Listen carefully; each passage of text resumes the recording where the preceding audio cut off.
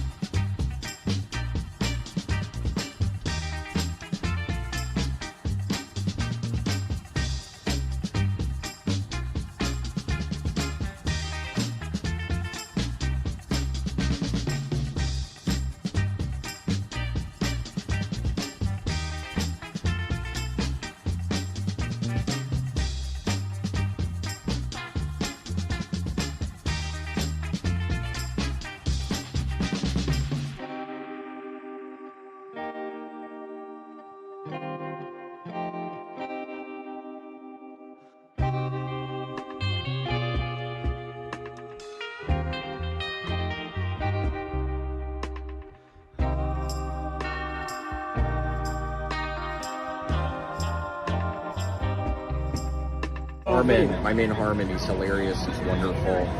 He's not me on Facebook anymore, thank God. He was scaring me with that because he was so good at it. Yeah. Comedy Writers Guild. Comedy Writers Guild.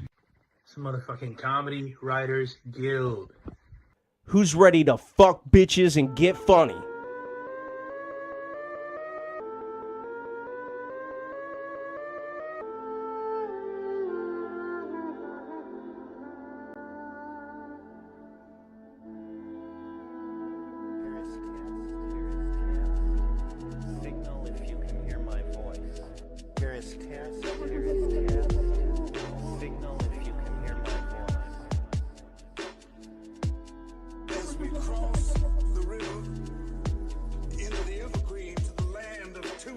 Here is test.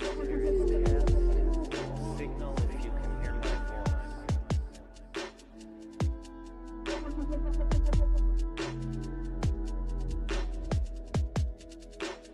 I remember when I built the pyramids, right? It was tough. It was tough as a motherfucker.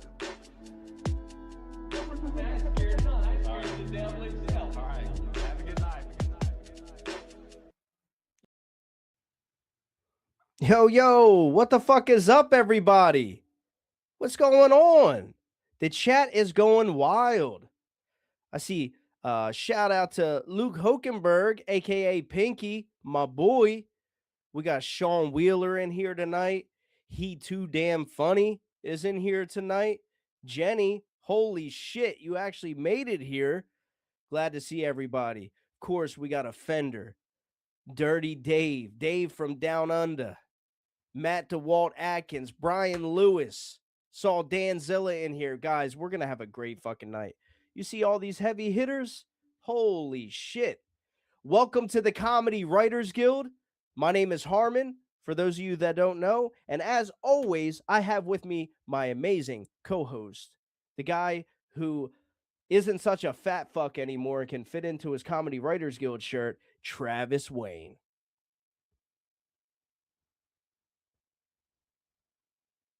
He also has his mic muted. I got nothing to say. The Topo Chico does the talking for me. Oh, absolutely, Travis. I am drinking a nice, cold, refreshing Topo Chico myself, so I understand. So grab your Topo Chico, grab some popcorn, and grab your weed, because tonight is going to be a great night. All right? For those of you that are new here, if you don't know how it works is we'll start off with a joke setup or a concept, and it is your job to deliver the funniest punchline in the comments. You'll have 15 minutes to submit your answers. Meanwhile, we will try our best to keep you entertained with our hilarious and spontaneous banter on topics of conversation that just happen to naturally arise. All right. Also, guys, we have a new segment going on, and we're going to be starting that in one moment. Make sure if you wish to be a part of our new segment that you make it known right now. Just comment, present in the chat or whatever. Just let us know that you're here and that you're interested. I will be pulling two names randomly to see who is going to be doing the segment next week. And that segment is I will give you a joke concept. You will have all week to think of your top 5 best punchlines to the joke concept, and you will be battling somebody. All right. And what do you win? Bragging rights. Okay. So we got two guys that are actually going to be going head to head tonight. This is our second time doing this, right? So let's get that joke concept out there to the viewers. The joke concept that these two are tasked with is if I were a woman for a day, I would. And of course, as always, Travis is going to put that right above the screen right there. And tonight we have battling Connor Lemke and George Yarnell. You guys, what's up? You can unmute your mics now. Welcome, guys. Hey. Hey, so Connor, we had you on. You won a joke concept a couple weeks ago, dude. You've been watching for a little bit. You told us that you found us by, you were just looking for comedy podcasts or comedy groups rather, and you typed it in, and we were the first one that popped up. I was excited to hear that. Yeah, no, that's cool. Who was it in the comments that said they Googled gay porn and this popped up? Yeah, I think it was actually Jordan. Jordan's here tonight, actually. Oh, that was funny. That was good. Yeah, that was a good one. And then George, you're like a newer name, dude. I haven't been seeing you around. So have you been watching for like a couple weeks or something? Yeah, I've been watching kind of creepily. Yeah, okay. All right. You're giving those vibes. I like it. Yeah, I know. Yeah. But hopefully I see you more in the chat, dude. Maybe. And not in your window. Yeah. Actually, give us about 10 minutes and I'll let you know whether or not I want to see you in the chat. All right. So you guys were given the punchline or the concept. If I were a woman for a day, I would. Who's going first? George can go first. Okay. Ladies first. All right. Read off this. Yes, sir. If I were a woman for a day, I would finally have something else to finger besides my own asshole. Okay, that was good. If I was a woman for a day, I would find the clit. You got to report back to us. Yeah. We're looking. Please let us know. All right. If I were a woman for a day, I would contact my landlord and get free rent for that month. Because I would fuck him. Naturally. If I was a woman for a day, I would invite somebody to watch a movie with me and talk during the whole thing. Are you an African American woman or no? Go ahead, George. Sorry. If I were a woman for a day, I would break out my old panty collection and not be ashamed to wear them around the house. Okay. All right, let me find my third one here. If I were a woman for a day, I would flirt with a bunch of men and then tell them I'm a dude. Okay. If I were a woman for a day, I would squirt my vagina juice into a cup and save it in the fridge for later to spread on my toast. If Wow. I was a woman for a day, I would text random people pictures of my muff. Oh. Okay, my last one. If I were a woman for a day, I would get my vulva pierced and see if it would transform into a Prince Edward when I turn back into a man.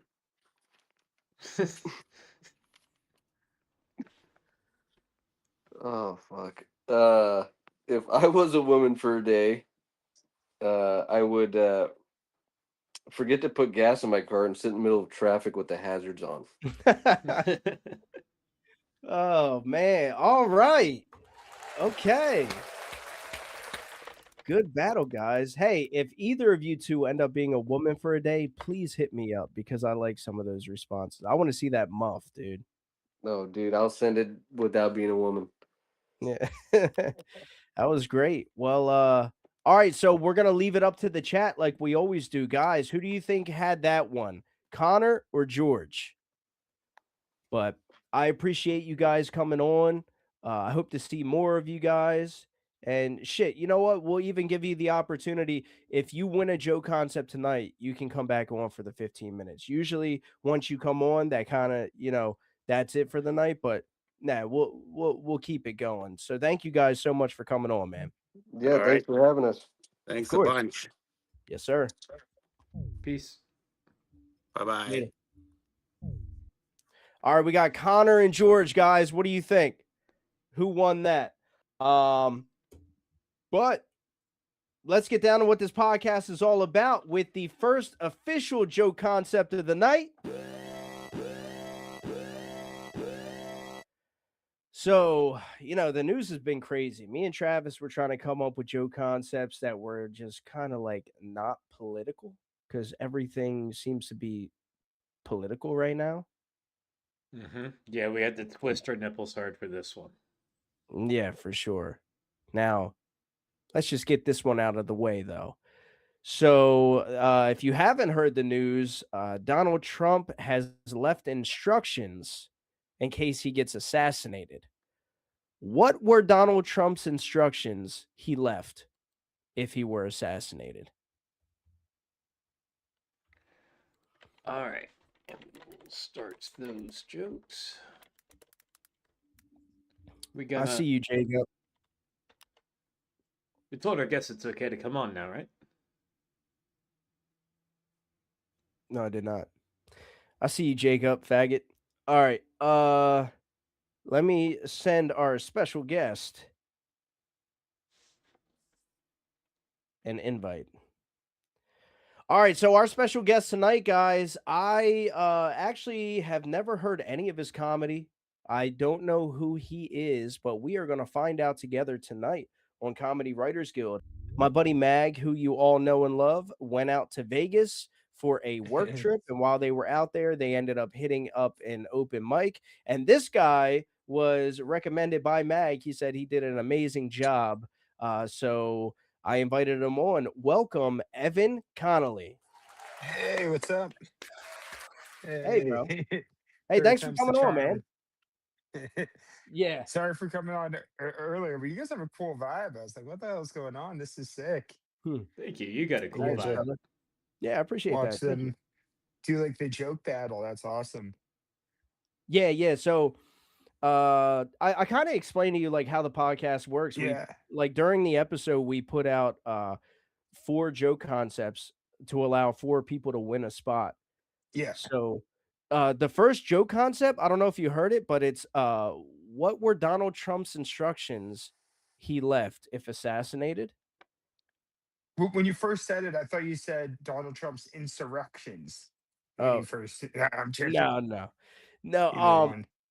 So are you cool with sticking around after your interview and you actually choosing who the winner is? Sure. All right, cool. All right, well, let's Absolutely. get into this interview, bro. So you're out in Vegas. Yeah. Yeah, Where are you what's guys out of? so I'm in Delaware and Travis is in Tennessee. Oh, hell Mhm. yeah. All Yeah. over. Yeah, man. Oh, dude, in Comedy Writers Guild, we got people in Germany. We got dudes. We have like 3 or 4 people in Australia. It's crazy, dude. Oh, fuck yeah. Oh yeah, we're trying to go places. Um, yeah, so you're out in Vegas. What's it like out there, comedy I wise? love Vegas. I grew up in Massachusetts on the North Shore, so I moved out here about 5 years ago. I love it. I haven't shoveled snow since. There's tons of shows. I used to like to gamble. Now I'm a poker dealer, so I don't really gamble as much because I'm on the other side of it and you kind of get sick of it. But if you like to gamble, there's all sorts of gambling, all sorts of shows. It's a great city with a great comedy scene for sure. Okay. And Hell yeah. In the same logic, do you think an alcoholic can recover by becoming a bartender?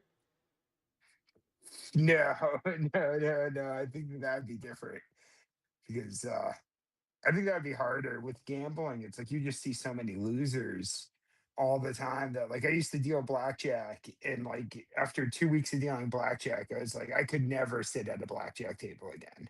I mean, you No. also see a lot of losers sitting at the bar drinking, so I mean, But you could chalk that up to genetics. You could be like, oh, that dude has the gene. But with blackjack, you're like, oh, this game's fucked up. This game's just rigged. You know what I mean? Oh, Uh, really? I feel like alcohol, you could blame it on them more. Like, oh, that dude's sad. And then keep sipping on your drink.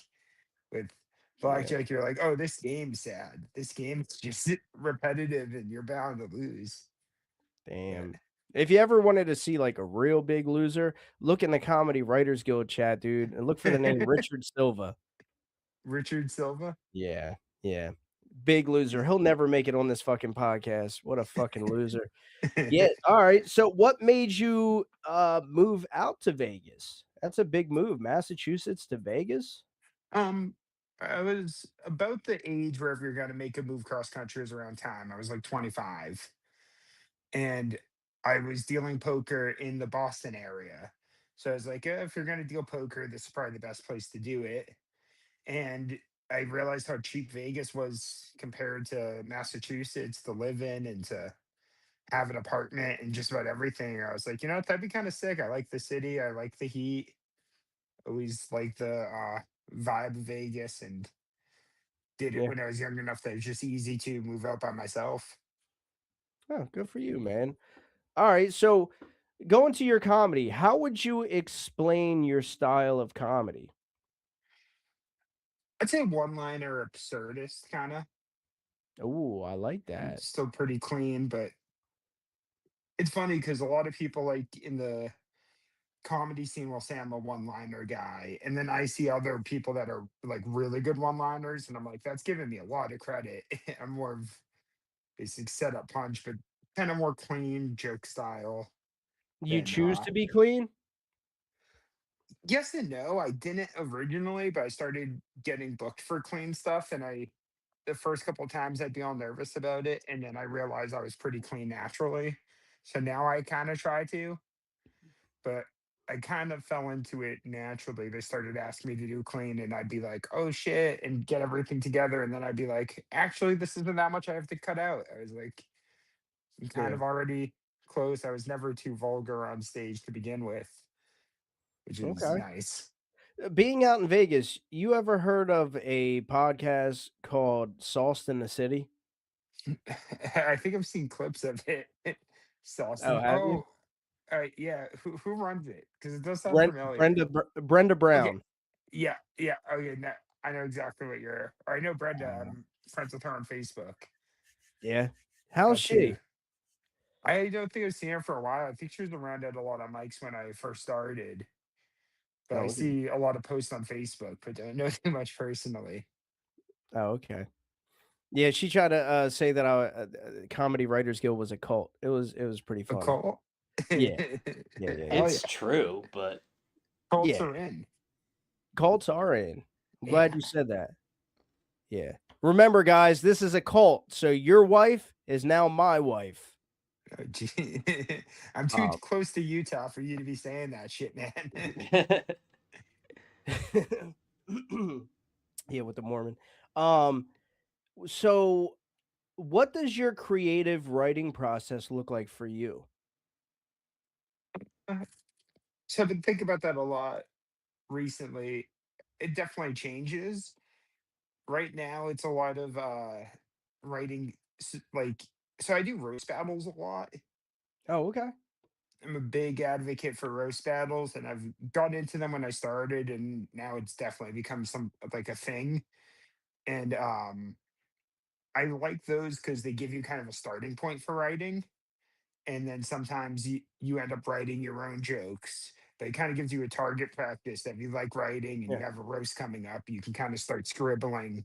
So, and then I kind of experiment with different uh stuff. Like recently, the other day for an exercise, I just wrote a bunch of setups for a roast I have coming up.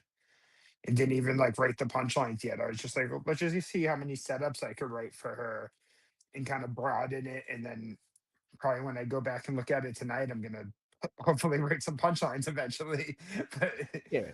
So that's how you do it. You kind of like start off with an idea and then you come back to it and kind of finish it out. sometimes the punchline first, and then I'll be like, "That's funny" or kind of weird, and then create Yeah. a weird punchline to get there. But so it changes with what I'm feeling. But recently, with doing so many roasts, I've been writing more of that kind of style, Okay. and Is there I like anybody that. in particular that like maybe we know, like somebody famous or something who you kind of look up to comedy wise?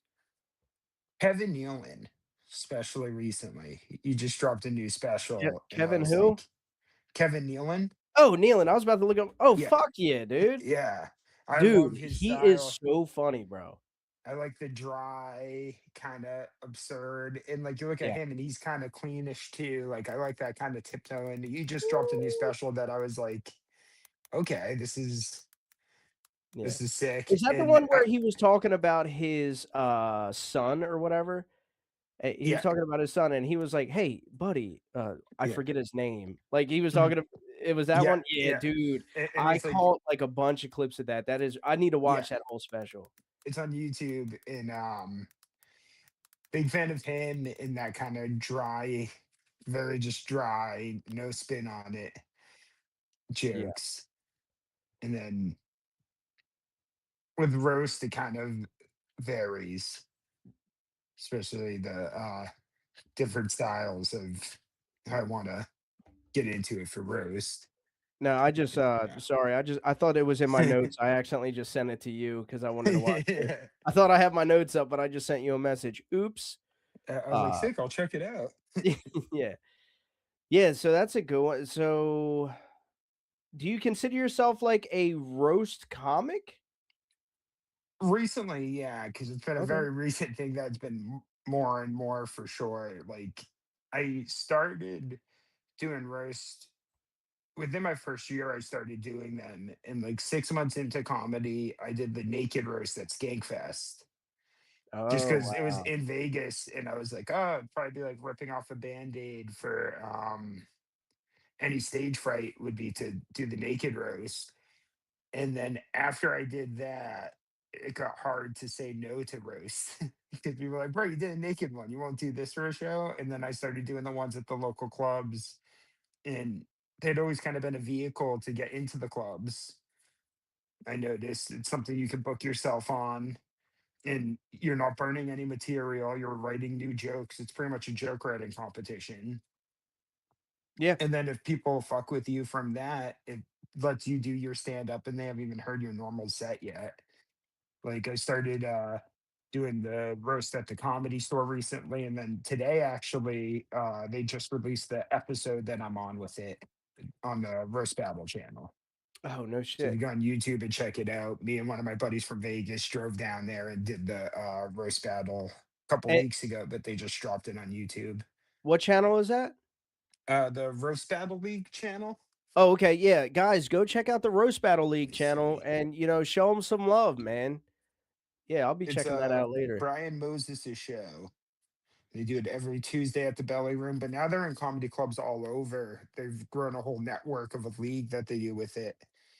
And they have, I forget how many cities, but it's all over the place. But I wonder if that's the one that Mike Eaton was talking about, probably, Travis. probably. Yeah. It's like all interconnected now. I'm just pumped because it's a cool excuse to. They just started one in Vegas, and I was like, I'm still gonna go to the store to do it. That's just way funner. I was like, sorry, Hmm.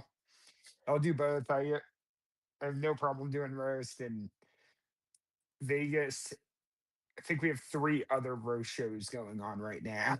So it's kind of the hot thing for the minute. So Huh. though you said it being a roast comic, I've kind of leaned more into it because I'm like, it's stage time. Get to write Yeah, some bangers. like Vegas is a very touristy town. So like do you Yeah. have like a lot of traffic coming in, like a lot of new faces? And are people going there and wanting to go see comedy? Or do you find that it's an issue getting them in the door? So there's two different kinds of comedy in Vegas. There's the local scene and then the strip. I've been lucky to get some experience doing both. And it's just two different kinds of crowds for sure. Like they have Jimmy Kimmel's comedy club on the strip. And there is like almost 100% tourist crowd. Okay. And they have And a they're lot of resident headliners. yeah, so they're like interested in going there, and it must be Well, harder to just do open mics then, right? Or no? so so there's a good open mic scene, and that's more in the local scene. And it's cool because every bar has alcoholics and they have the gambling machines at every bar. So you really kind of get to deal with some distractions because people are trying to play Keno and shit while you're doing open mic comedy at like these shitty dive bars. So you kind of get to build a thick skin with that stuff.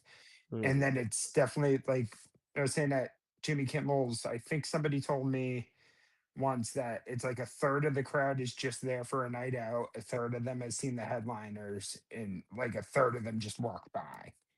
And there's two comics that I'll open on their residencies for. And that's a you never know who's gonna like sometimes the audiences are kind of what we call like timeshare audiences. Like they'll get free tickets as part of a hotel deal or Uh, timeshare shit, and you're like, this sucks. Or sometimes it's dope and it's cool to get to perform for people all over. But then Vegas is a big city that we have clubs that are just locals clubs too. Like Wise Guys, I've opened for people there, and I'll tell the headliner in the green room, be like, "Hey, don't do airport material. These people are local, and they're because they think Vegas. These people oh must be yeah. from the strip." And I'm like, "Nope, Hey, these people came to see you, man. Do that's good advice. and they're like, "Oh, thank God! I thought I was gonna have to pander." I'm like, "No, you'll hear me when I host. I'll say who's local, and the place will go nuts." And so it's interesting that you have like there'll be a mile apart the two clubs, and one is all locals, one's all people from the strip from all over the place. So you get a lot of cool experiences, especially starting out to deal with different rooms. Hmm. Yeah, that's where my buddy Mag saw you was at Wise Guys, right? Yeah, yeah, Yeah. and that's a great club. They used to have two of them out here. Now it's only one, but they're like the local based one, and they bring in a lot of great headliners. And then the strip's all more people with residencies and is a little more in and out. The shows are a bit shorter, crowds are mixed. You're like, okay, those seven people definitely don't speak English, and they're just sitting there like this, or people trying to get away from the heat or gambling in the summer. Okay. You so do you have a favorite joke of yours? It can either be like a crowd favorite or a personal favorite of yours. Um, the crowd favorite is is sort of just a punchline. It makes more sense on my hat. Is saying that I look like Stone Cold Steve Autism, which I can see why the always crowd gets a likes good that. pop, which is I'm like, fuck, it's always the self-deprecating jokes. Yeah. The the roasting myself a bit. Um I'd say favorite joke on my end is I wrote a roast joke recently for somebody that's in that episode that was just on YouTube, where I was roasting a heavier gay guy, and I said he loves pro wrestling because it involves his two favorite things: jack sweaty guys and breaking chairs. And I just really like the rhythm of that joke. Okay. And it was funny. I wrote that when I thought we were roasting at a different place, and we didn't end up roasting. So I made him roast me at the store because I was like, dude, I'm not writing a new joke and I really want to say this into a microphone. So I waited like 4 months to get that joke off. I was like, finally. Oh, that's funny. I like that. Yeah, those are two good jokes, man. Do you have a joke that I rarely ask this that like doesn't land, but you still do it anyway? All of the time. You're like most of my material. Recently, yeah. I was like, oh, so you've seen my clips. Say what? Recently, I have had one where I say I look like a bad guy in a Disney movie about hair. And I don't know why it never works, I but that's a fucking newer one. And then but I try to change it up, not sound like a jerk. If it doesn't work a couple times, I'm usually good with like, okay, maybe I'll move on. Maybe maybe that one's just funny to me in the back of the bar. Hey, I mean, really, that's all that matters at the end of the day. When we had Colin Sledge on here, he was giving good advice. He said, "Write for yourself. Yeah. Don't write for other people. Write for yourself." And I like Someone that. older comic out here gave me advice a while ago when we were just talking shop about writing, and he was telling me that if a joke doesn't work, it's usually in the setup. And he's like, always flip around the setup. He's like, it's almost always there of why it's not landing. Either you're not giving enough info or you're giving too much. And I Yeah, was that's like, good oh, advice. that's gold. Yeah. I always just blame it on the crowd. Yeah. I was like, these guys suck. Yeah, this Never heard a crowd good fucking comedy ever. sucks. I'm hilarious. What's wrong with these Yeah. people? It went over their heads. Yeah. How do you feel about Kill Tony? I haven't watched it too much myself. Uh, just seen some clips, and then from hanging out at the clubs a lot and doing shows, I'm seeing a lot of the guys that are on there, and it's pretty sick. It's cool that if I go to a bar and I'm talking to people and I say I do comedy, it's such a frame of reference for everybody now, which is great. Mhm. You know what I mean? Like you go to a bar and there's like 23-year-old girls that are like on Kill Tony, and I'm like, exactly, actually, Yeah. totally. But Yeah. I haven't watched it too much personally, but I know it's cool that it puts comedy out there and gives them a bump for sure. Yeah, for sure. So what are your plans with comedy? Like, is it something are you getting paid to do it? I know that's kind of a personal question. Do you want to get paid? Do you want to like is it like your dream to do comedy or is it just something you do for fun? It's definitely my dream. Pay comes and goes. Like I'm lucky that I have a good job that I also like with dealing poker. That I don't really care if I deal poker for the rest of my life either. I don't like to do open mics for as long as I'm doing shows. Like the pay just varies, and I'm lucky that I don't associate it too much with the doing comedy. Like I never ask people if it pays and just think it's awesome when it does. But I do get I-9 by a comedy club, so I guess that would say, yeah, I get paid, but Okay. that's anything over $600. So the Yeah. IRS is listening, only wise guys. I've never been paid outside of that one comedy club. But Yeah, you hear that, IRS? Leave my man yeah, alone. get off my back. I've edited everything I Taxation said is about theft. camels out. Yeah. All right, that's cool. We I think we're gonna get into what this podcast is all about. Did you cut it off, Travis? Cut what off? End of Joe Concepts. Oh yeah, I did that a while ago. Okay. Sorry, I was paying attention. I didn't see it though. It's okay. I got you. I do have a question for Yeah. Mr. Evan here. So Yeah. whenever you're at work, dealing some cards, do you ever treat that situation like an open mic, like, bounce some jokes off of the gamblers? Good question. No, no. But that's just me personally. I don't. I'm completely different at work. I just am kind of quiet and don't like to talk too much personally. And then it's funny because my work found out I did stand up in a cool way from shows and flyers. So it's not like they walked into a cafe at 3 in the afternoon and saw me doing an open mic. So word got out that they're like, hey, I went to a comedy club and that quiet kid Evan was hosting. And so some of the players will talk to me about it, and I always get so like cringed up. I'm like, no, never gonna do a joke at work. Yeah. Uh, Not really. I Not People even are gambling money and they're degenerate in that. And true. I I just mean, focus on that. in my career, I come across a lot of degenerates too. I still bounce like some more work-related jokes off of them. Like Yeah. on the credit card machine, I'm like, all right, the middle button for paper receipt. Now the machine's gonna ask if you would like some emails every day for the rest of your life. They are free. We don't charge. Yeah. Just corny Yeah. shit like that. Yeah. It's with poker, they're just so serious and the vibes are there and a lot of money at stake that it's like I'm you pay attention to the game and not have you guys be dicks to me. Yeah, There's honestly, definitely dude, some of those players. if I was there and I was losing my kids' lunch money because I'm a degenerate, last thing I want is you making jokes because Yeah, I'm gonna fucking punch you in the face. So yeah, that's yeah, probably smarter to just keep to yourself, especially in Vegas. Fair. yeah. Than me doing clean comedy while you're losing your life savings, and Yeah, I'm I'm like, like, shut the fuck up, dude. I just lost. I'm Now, pulling my hair out. yeah. last question from me. So, as someone who does clean comedy and roast comedy, is there ever any conflict with that, or do you manage to mix clean roast comedy? Oh no, I'm pretty dirty and gross. The thing with the clean was it was just something that I was like, oh crap, there's less people that can do that. Yeah. And Yeah.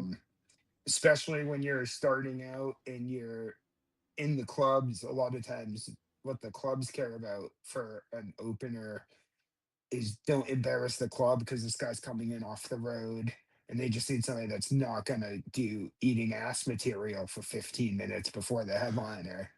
So if you can do like PG-13 clean, it can get you some good work because at least they know you're not gonna lose the crowd, you know what I mean?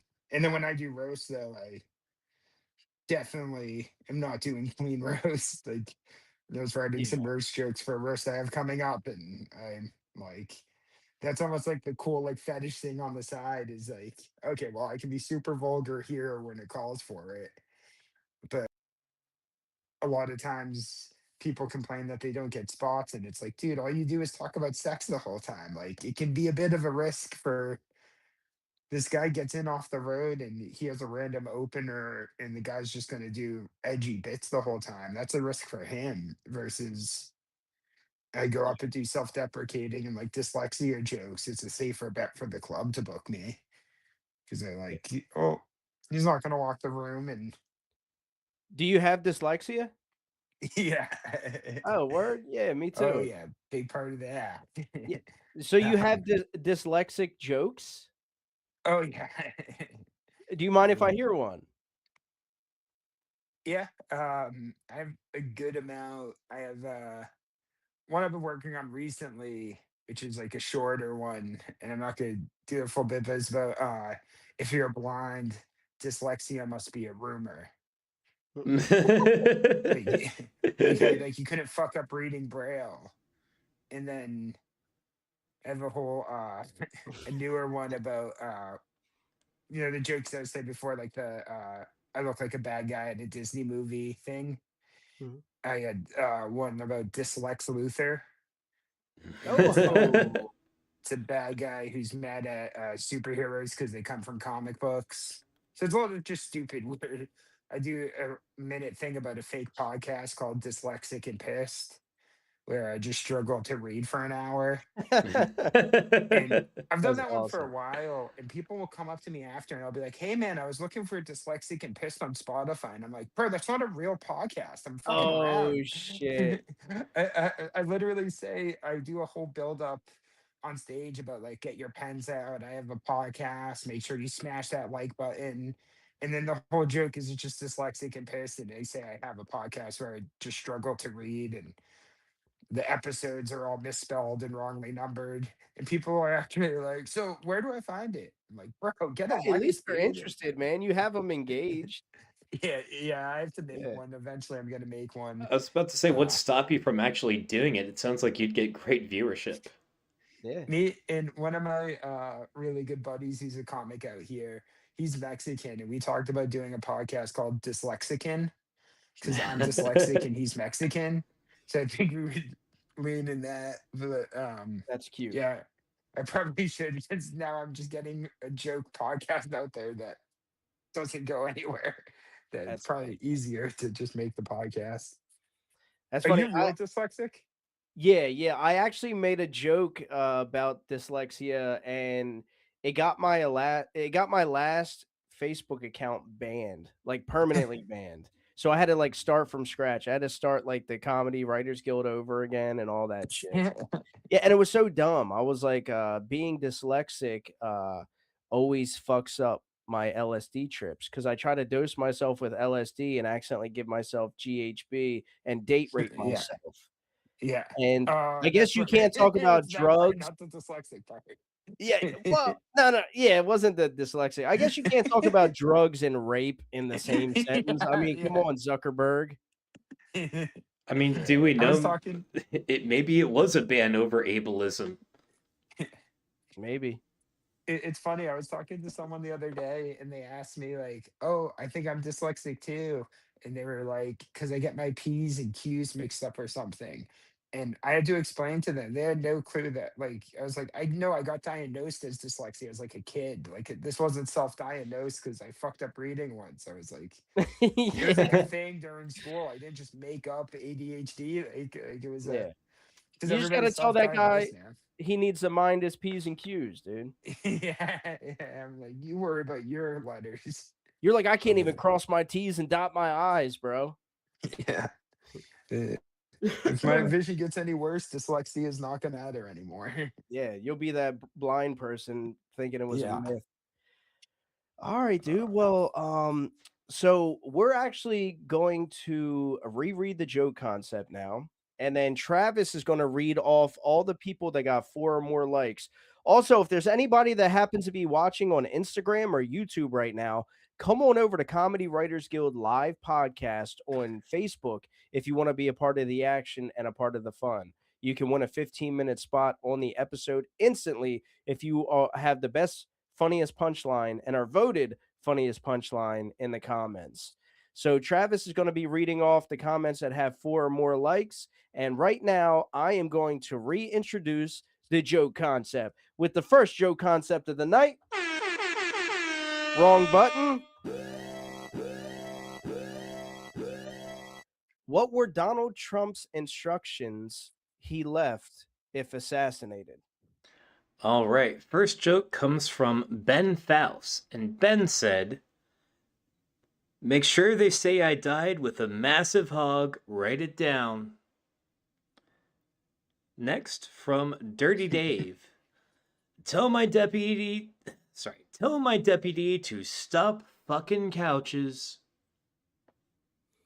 From Dan Zilla Drums, Dan said, "Tell Melania we will undo the spell and she will no longer be a bound house elf."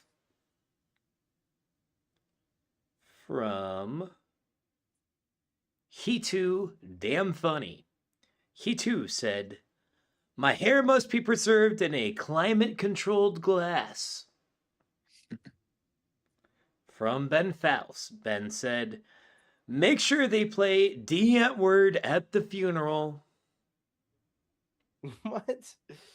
D Antwoord, it's No, I know who they are. South African band. But I mean, why the fuck would Trump say that? It's fun. Oh no, they're cool. So, no, but from Ben Faust.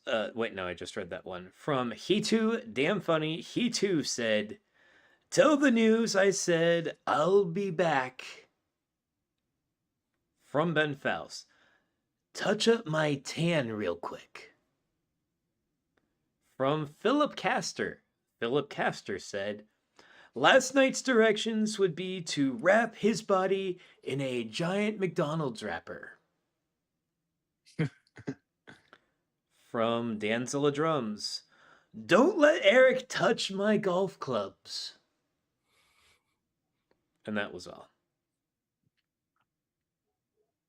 Okay. Did any of those stand out to you the most? To me, Mhm. Yeah. maybe the recency bias, but the McDonald's wrapped in McDonald's was pretty funny. Okay. The climate controlled hair. All right, so you got to pick one: climate controlled hair or McDonald's. Let's go with McDonald's. All right, who was that, Travis? That was none other than Philip Castor. Ooh, Castor. okay. Philip Castor is going to be our next guest on the show. All right, well, dude, Evan, nice to meet you, man. Yeah, nice to meet you, dude. Yeah, I hope guys are everything awesome. goes well in comedy for you. You know, you live out your dreams, you do what you want to do. I'll be following you and actually watching some of your videos now. Guys, he already said go check out the YouTube channel that he is going to be on. He just had a roast battle.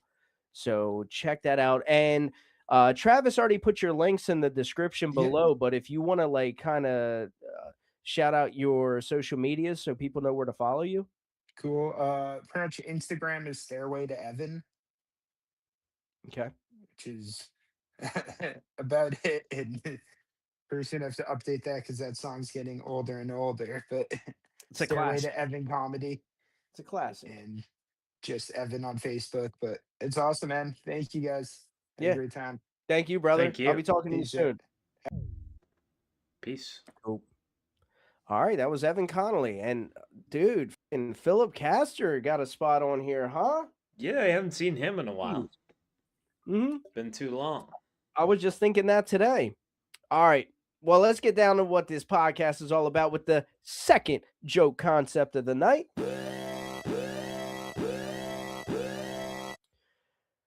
How to dodge the World War III draft. Boom. Started jokes. I swear to God, we end the political shit after that one. All right. Yep, until some other wild, crazy ass shit happens by next week. Yeah. Or during this podcast. Who fucking knows? Who fucking knows?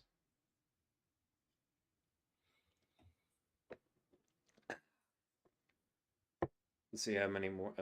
Nope, don't want to go there. Try not to be political, right?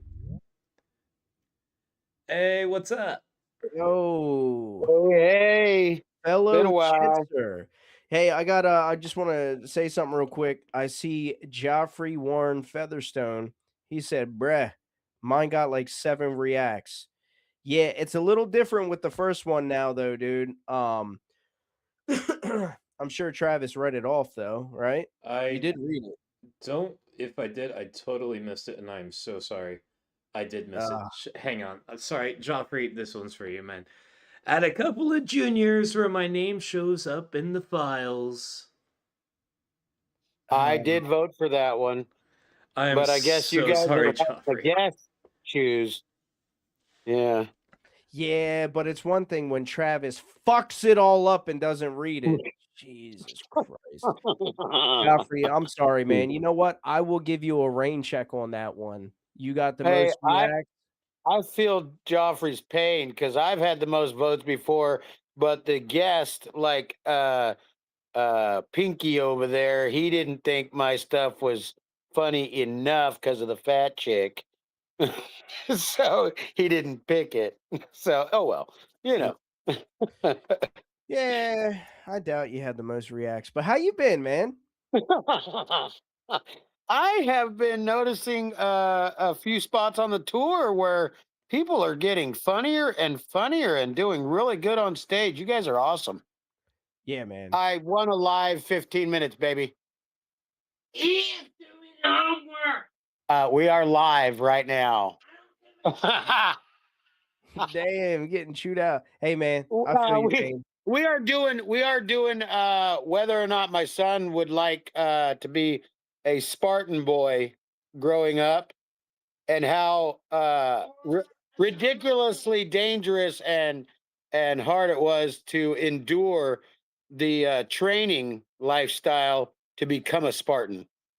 Oh yeah. And yes, that's part of his homework. So Oh, that's uh, part of his homework. Yeah, I don't think any American yeah. has any Spartan blood in them, dude. I think we're all No. just fat, lazy slobs. he's quite truthful. The three things are the claim, the evidence, and reasoning. And the question was, would you want to live this life?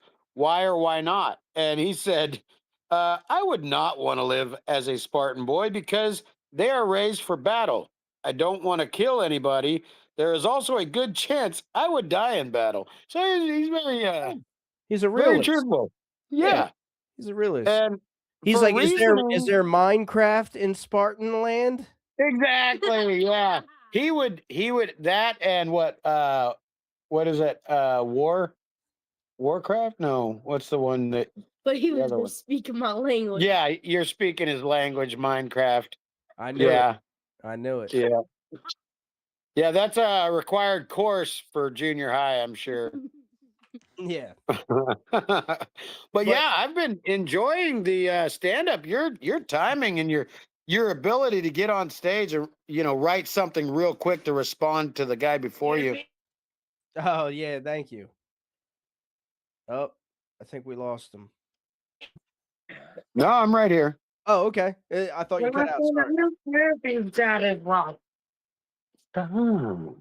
Sorry. This is really Stop. You know what? That's why I go outside. your hand. Hey, we are a lively bunch here at the Caster family. Yeah. But my son is a big fan of my humor. My wife is not. Well, she's a woman. She's been oversaturated for almost 14 years, so you can understand that, right? Oh, absolutely. You guys are awesome. Yeah, his reasoning for not wanting to be a Spartan boy was the Spartan boys had to endure or survive very hard day-to-day training or die. I don't think I could have lived long. I'm not that tough. Hey, he Very knows real. who he is. Yeah. What is he? 10? 11. 11? Yeah. Yeah. He knows who he He's is. 188 pounds, No. 5'4". No, we had you weight again. Yeah. You lost like 6 pounds. Yeah, for a couple days at school, I found it. Sorry. But yeah, and he's a lineman. He's a lineman in football. So we're working on we're working out the issues before we learn to work out. Yeah. Okay. Oh, hey, there he is. Hey, what's Yeah. up, What's up, bud? homie? Yeah, he's got a white boy fro. Look at that. I am so jealous. That makes Donald Trump's hair look like crap. Sometimes I just want to hit him. Do it. Do it. Do it. Oh, I slap him around all the time in my mind. I do. I'm Get like, dude, I just smacked you hard. And he's like, what are you talking about? I said, right there, I just smacked you for back talking you. He probably Listen, wouldn't feel man. a thing. I understand all your Yeah. problems. I essentially have a wife. Well, she's a fiance. I have 2 kids. I get it. In my mind, I beat the fuck out of them all the time. Oh yeah. Oh, if he could go to school after being in my mind, they would definitely arrest me. But one time we like talking truth. Oh, that's the only way. He can't lie worth a crap, and I won't lie to him. There was a time when we were in the car, and he looks at me, he goes, "Dad," he goes, "I just want to punch you in the face." And I looked back at him. I said, "Hey, I was just thinking I want to punch you in the face." And dude, we went to McDonald's. I forget. It was a great day. Yeah. But we do the in my mind thing, Yeah. What you gonna Oh, tell us? he wants me to tell you he's an only child. Oh, he wants the story. Okay. So my oldest sister's youngest daughter, great hillbilly saga here. So she had her previous 4 children taken by the state. And she told me, I don't want him taken. She was pregnant with him. She said, I don't want this one taken. Will you raise him? I said, so you're promising me him, right? So she said, yes. I said, okay, 2 things. A, we're going to raise him as our own. And B, I get to name him. And she goes, okay. So at his birth, I told her before he was born, I want his name to be Jonathan Phillip. And that's my name is the middle name, and Jonathan is John, like uncles and brothers and so on and so forth. Can I go play my PS4 when you're talking to them? Yeah. Okay. And so when the time comes, she's giving birth, she gives birth, and they ask her, what's the name? Well, I wanted Jonathan Daniel, but she couldn't remember Daniel, so she put Philip. And so we find out is Jonathan Phillip. My wife says, hey, we can always change the middle name to Daniel. And I said, no. Lord knows what he's doing. So he's not your biological son. No. Mute it. I am. Where they can't hear you. I can't. We're live right now. We're almost done. It's only a few more minutes. Thank you. Yes, dear. Thank you. But yeah, so he's biological. I'm his great uncle. And I'm his mama. And she's his mama. And this is the freaky part. He has her dimpled chin and her freaky eyebrows and his white boy skin like me, but she's got Portuguese, Silva blood. He's got our smile, But family smile. But yeah, so he's like a mixture of our 2 families, and he's adopted. Wow. My mother went on a tractor. This dude. Oh, he's talking about the other hillbilly part. How I promised my wife. So what happened is a couple years went by after my mom passed away, and I hadn't seen Isabel for a couple years. Well, I'm thinking I don't want to be single anymore. I want to get married. So I'm thinking of who I want to marry. Well, all I can think about is how great she was, how she worshiped the ground I walked on and paid for everything. So I find her on Facebook. I give her my numbers, and she calls me. And I said, so when are you going to come up to Wyoming and visit? She was in California. Yeah, California State. Anyway, so I'm in Wyoming, and I said, so when are you going to come visit?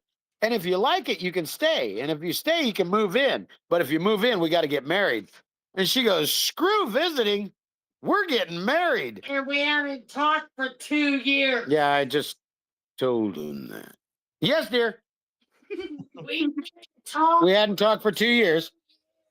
And so it was 1,000 miles on a train. 18. And she says, do you swear to me, 18 long hours. She says, do you swear to me if I come there, you're going to marry me? I said, you step off that train, I'm marrying you. And so We were married, but a couple months later, and it wasn't April 31st. Apparently that's the wrong date.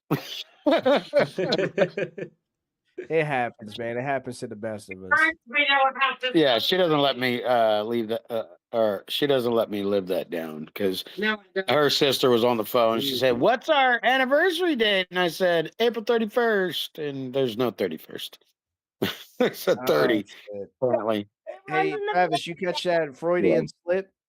She doesn't Yes. let him leave. No.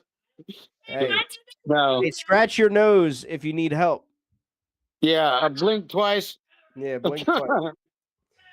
All right, well, we are going to let you go. Hey, man, you know what? I had no idea by the looks and the sounds of you and knowing you, I had no idea you had all these hillbilly issues going on. But Oh, it's hillbilly paradise, man. Every Philbilly. day is a new adventure. It's used to forgetting stuff. I do it too. I even forget my dad's birthday. That happens. Well, thank you guys for putting me on. It's been a while. I'm sorry I missed the anniversary last week. It's all good. Sometimer's disease. Our anniversary was not last week. Do you remember any anniversaries, Phil? Yeah. Our anniversary no. is August 31st. Okay, what was last week? April 31st. April 31st. Get back with me, bro. Oh, is that what I said August? Oh, you guys think you're pretty smuck and fart, don't you? Yeah. Yeah, it was like over a month ago, but it's all good. No, it was a month ago. But Thank you. Oh, okay. All right, Phil. All right. I appreciate you, man. All right. Have a Take good care. night. All right, you too, bro. Bye. Later, little dude. See ya. All right. Now getting the hell out of here. That's the hard part. I'll give you a hand. There you go. All right. That was Philip. That was something. And his wife, Portuguese Roseanne Barr. Yeah. It wasn't April 31st.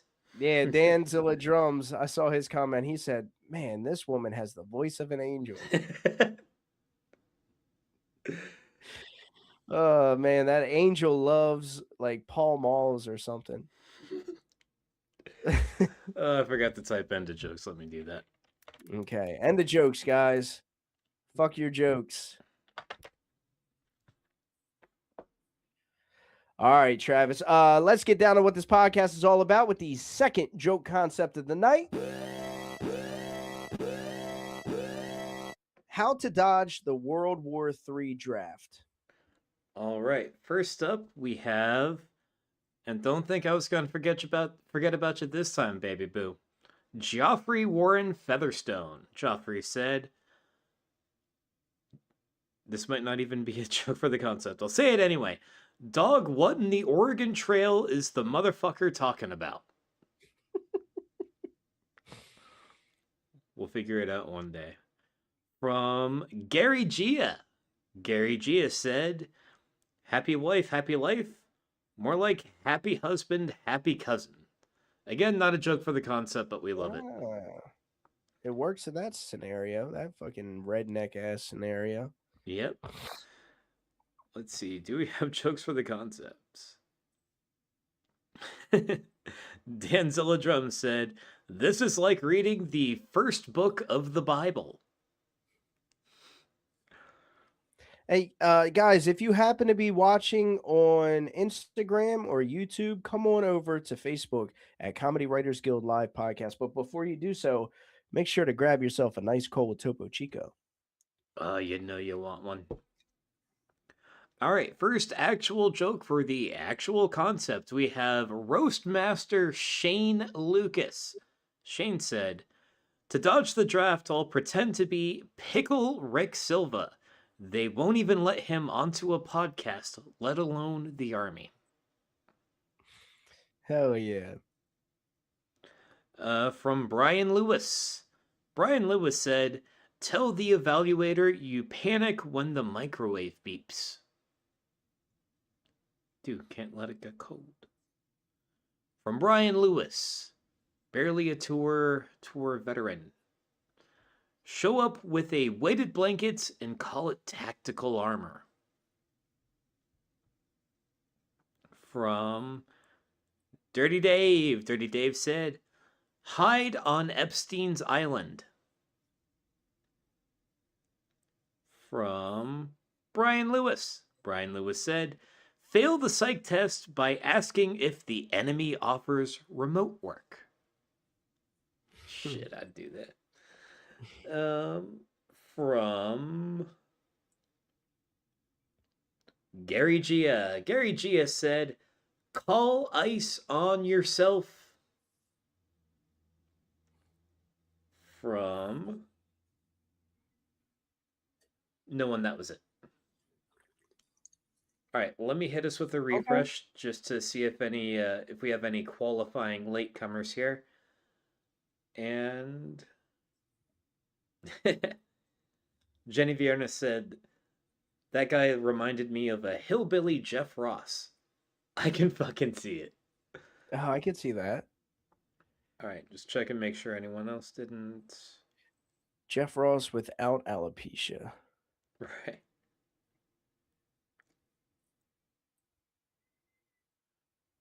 All right.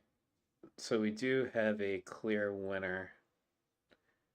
And the winning joke with a total of, let me get to it. Please load faster. With a total of 7 reactions was "Call ice on yourself." And that was from Gary Gia. Gary Gia. Okay. All right, Gary, stand by. You have something in your inbox. Go ahead and check it. Yeah, also, we will be talking about the tour. For those that know, Comedy Writers Guild had their first official tour, the Barely A Tour, this past couple weeks. And I was a part of the end of that. I went to New York and met everybody. It was a time, man. Great time. So we will be talking about that. I feel like we'll mostly be talking about that with Offender because he was actually a part of that as well. So just stick around to the end and we got some good stories. Nana, what's up? Oh, Nana, how you doing, lady? Yeah, she's in the chat. But while we're waiting on Gary, let's get down to what this podcast is all about with the third joke concept of the night. Speaking of the tour, our third joke concept of the night is, how the fuck did Phil afford the Barely a Tour? My man Gary. What's up, fam? What's up, dude? How you been? Dude, better than ever. Yeah, you seem like you have a lot going on right now. Absolutely, absolutely. Got a lot of shows lined up. You know, I'm out here in Alaska for the next like month and a half, doing some seasonal work. But then when I get out of here, fucking Offender and I are hitting the road with Colin Sledge, Timely Rain, Drew Nickens, JJ Alexander. We got a fucking little tour lined up, so very excited about it. Hold up. Yeah, that deserves that, man. Yeah, Fender told me about that. That's exciting. Yeah, absolutely.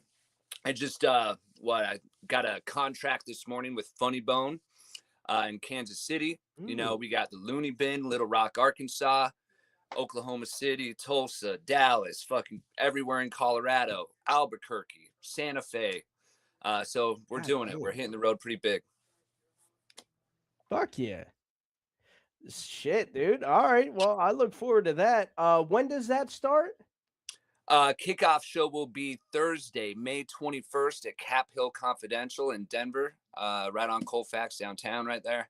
And then we hit Gnarly's in Golden, one of my favorite theaters to do. I'm going to end up moving back to Colorado, I think, be their resident comic. They offered me a position. We get to hit the Dickens Opera House in my hometown of Longmont, which sits 300. So where I started comedy. And then, yeah, we just take it from there. How long have you been doing comedy? I don't think I ever knew that. About 5.5 years. Okay. Yep. Sweet, dude. Fuck yeah. And what got you into wanting to start comedy? Oh, yeah. So I used to be a talent buyer and a general manager at the Dickens Opera House in Longmont, right? And we primarily focused on live music, but the other talent buyer booked these comedians for the first gigs, and I cut the checks for them. And I remember I watched their entire comedy, and I was like, I can fucking do this, right? So having, free will to throw a show, I did my first show. I practiced hard, and just rehearsed everything. First time up, no open mics or anything. I do 15-minute set. I sold 180 tickets, right? Just from like my hometown. Ended up making $1,800 and I crushed it, and then I realized that you don't always crush it. But we live and we learn. Yeah, it happens. Yeah, that's how I felt this weekend when we were at Rodney's, because it's been a little while since I went up on stage. But we went to the Producers Club, I think it was called, or Producers Lounge. Sorry if I'm fucking that up, in Manhattan. And I loved my performance there. And then the next night, I was actually under the weather, but I pushed through and I did it. And yeah, you don't always like crush like how you hope. But I actually do remember asking you that when I had you on here. Now that you responded, yeah. So you started off with music. That's cool. Been doing it for 5.5 years. Trying to think of things that I've never asked you before. Is there anything in particular that you would like to talk about? Oh man, I was in Fort Collins maybe about a couple weeks ago, and I just hit up an open mic, to just work on some new jokes. And one thing, oh nice, club just got back to me in OKC, 522. We're gonna add another club on the fucking tour. Hell yeah. But yeah, one thing that I told these kids, you know what I mean? Because they're, I could tell they're a little bit newer at stuff, but like, we as a comedy community really have to give input and feedback to each other. You know what I mean? And really grow with each other. Some of the best advice or like work I've done is workshopping with other comics, Yeah. And if you're going to go to an open mic, and it doesn't matter if you know them or you don't know them. If you have some input, you know what I mean? Write it down, pull them aside after the mic, away from the stage where you're not interrupting other people's performance, and be like, yo, I like that joke. Maybe you could add this tag on it. Maybe you could reword it, and whatever. And and just having a little bit of that tough love sometimes to be like, dude, like, yeah, cut that out or whatever, You can't. Yeah, I recommend doing that one-on-one with the person. Because then it seems like people will think ego's getting involved, or maybe their ego will get involved, and they'll be like, "Oh, this guy's a fucking asshole," or whatever. But like, you got to be able to take any type of criticism, constructive or not, if you're going to be doing this shit. Yeah, 100%. Yeah, totally. And a lot of people can't. They can't, and if you can't take the fucking heat, get out of the kitchen. You know what I mean? Yeah. Like, what's worse, having someone pull you aside to give you constructive criticism, or you sit up on a stage and fucking bomb? You know what I mean? Yeah. If y'all are okay with it, that's cool. But we are here to grow together as a community. Or not even bomb, but just remain mediocre your entire career. Yeah. You don't want that either. Not at all. It's not what we do. Yeah. That's why, like, if I ever have like anything constructive to say, I'm usually pretty good, because a lot of my interactions are on the internet. So I'll like private message somebody like, "Yo, I thought that was great. What about this?" And I try to do it in a way to where I don't feel like I'm like,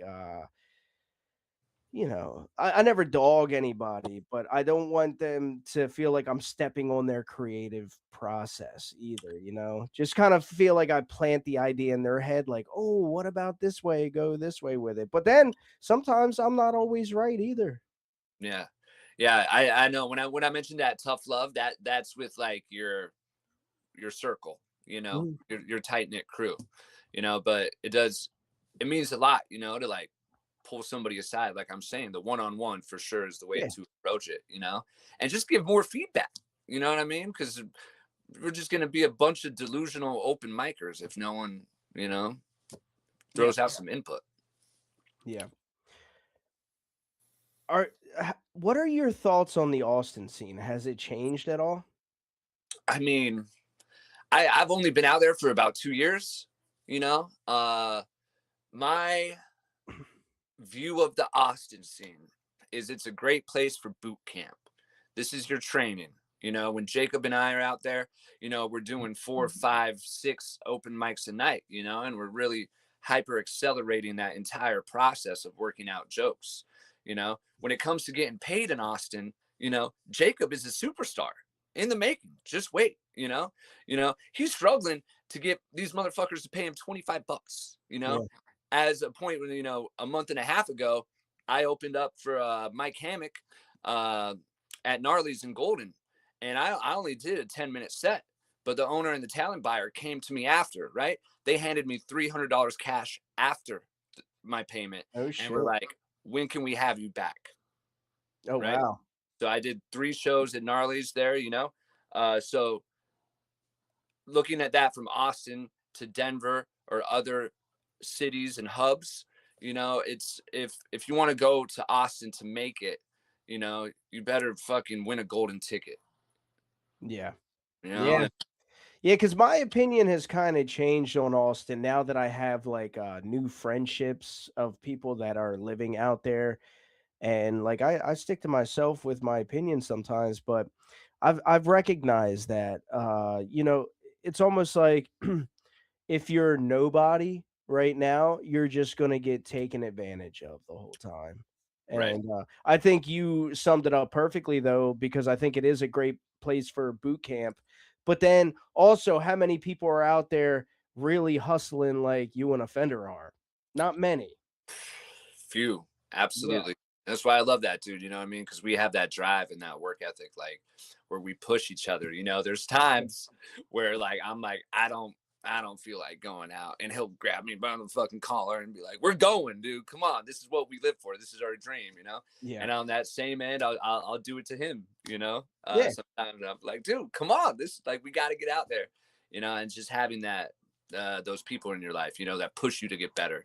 Because like you said, we're just gonna be sitting around in mediocrity. Yeah, absolutely, dude. It's funny because he yoked me up by the collar from like 2,000 miles away. He had this book that he got from me that was actually signed by Boneseye, and you might have been there when he got it. Yeah. Yeah. No, I saw it. I saw Yeah. it. So you've seen it. So he got this book for me and he got it signed and everything.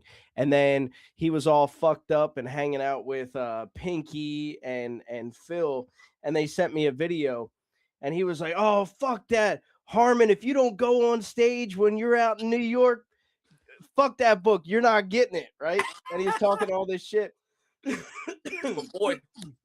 And because I told Phil like 2 weeks before that, I was like, "Bro, look, man," I was making all these excuses. I was like, "Look, I got these 2 tests that I'm fucking studying for. I got the books right over here. I got my kids going on. I don't have time to like sit down and organize a set." Right. Like I'm sorry. I just don't. And when I'm there, I just want to relax. It's like a trip away from the family. I want to get away. I want to see all my Comedy Writers Guild people. But then when I was there, like after like 15 minutes of us sitting in the room, I was just like, yeah, I'm gonna go up. I'm gonna go up there. So yeah, and a little bit of that push, Offender, I will say, was from you, dude. And because trust me, I wasn't going away from New York without this motherfucker. Yeah, you bet. And funny story. I don't know if he's told it before, but Offender got Boneseye up to do his first open mic Oh, yes, he did say that. I He did forgot say about that. You know what I mean? And that just speaks volume of his character and the man that he is. Yeah. Yeah, for sure. Fucking Not love bad that for dude. homosexual. It was funny. The last time you were on here, people were flaming you in the chat, dude. I was like, "Yo, what the fuck's going on?" But in a funny way. They weren't like coming at you. They were like, "Oh, look, here's Offender's feminine side." Oh, I'm flattered. You think I have good credit in a sense of fashion? See, this is a guy that could take a joke, folks. But yeah, also we got new Yoda. Comedy Writers Guild fucking stickers. I'm proud of that. Hell yeah. Shout out Lexi. Sorry, I just looked down and saw that. But yeah, man, I'm glad to see. I didn't know you were back in Alaska. That's cool. Yeah, it's fucking -4 degrees right now. Oh, Stupid. jeez. Insane. But I manage a bar program a couple months out of the year. We do heli skiing. So we got a couple helicopters and we just take filthy rich people off to, drop them on untouched mountains to go skiing. And it's just my job to entertain them and get them drunk when they get back, And it's beautiful out here. It's just really serene and peaceful. And it's great to get out of the city for a little bit. Fuck yeah, dude. All right. Well, I'm looking forward to everything. Once you guys start this little tour, I'm going to be seeing it posted on social media. So I'll be sure to share all your stuff and, try to get as many people out there as I can as well. Absolutely. And Yeah, Shane, no hard feelings, nothing but love. You guys have a great rest of your episode. Thanks for having me on. Oh, all right, brother. Yeah, thank you. Peace. Later. Peace. Yeah, not sure what happened between him and Shane. I must have missed that. But yeah, if you guys want to duke it out on here anytime, man, let me know. Yeah, let's get down to what this podcast is all about. Oh, sorry. Gary Gia, everybody. If you're not following him, go follow him on Facebook and Instagram. Gary Gia. And let's get down to what this podcast is all about with the third joke concept of the night.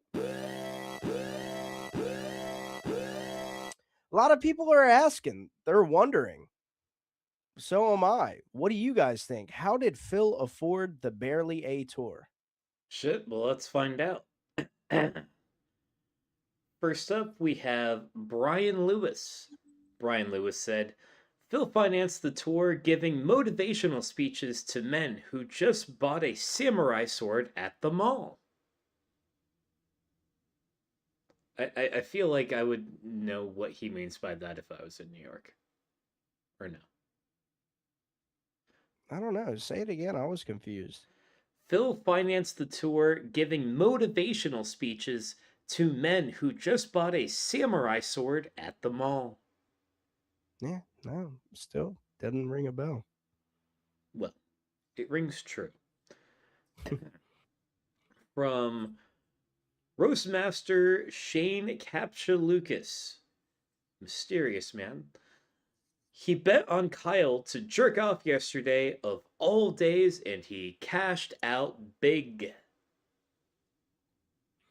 Shane also said in response to Gary, he said, "Much love, Molester Bennington." He does kind of look like Chester Bennington a little bit. Yeah. From Brian Lewis. Being a motivational speaker for guys banned from Planet Fitness. All right. From Dan Zilla Drums. Dan Zilla Drums says, Phil has been able to afford the tour because he's been holding an old lady for ransom for the last 3 weeks.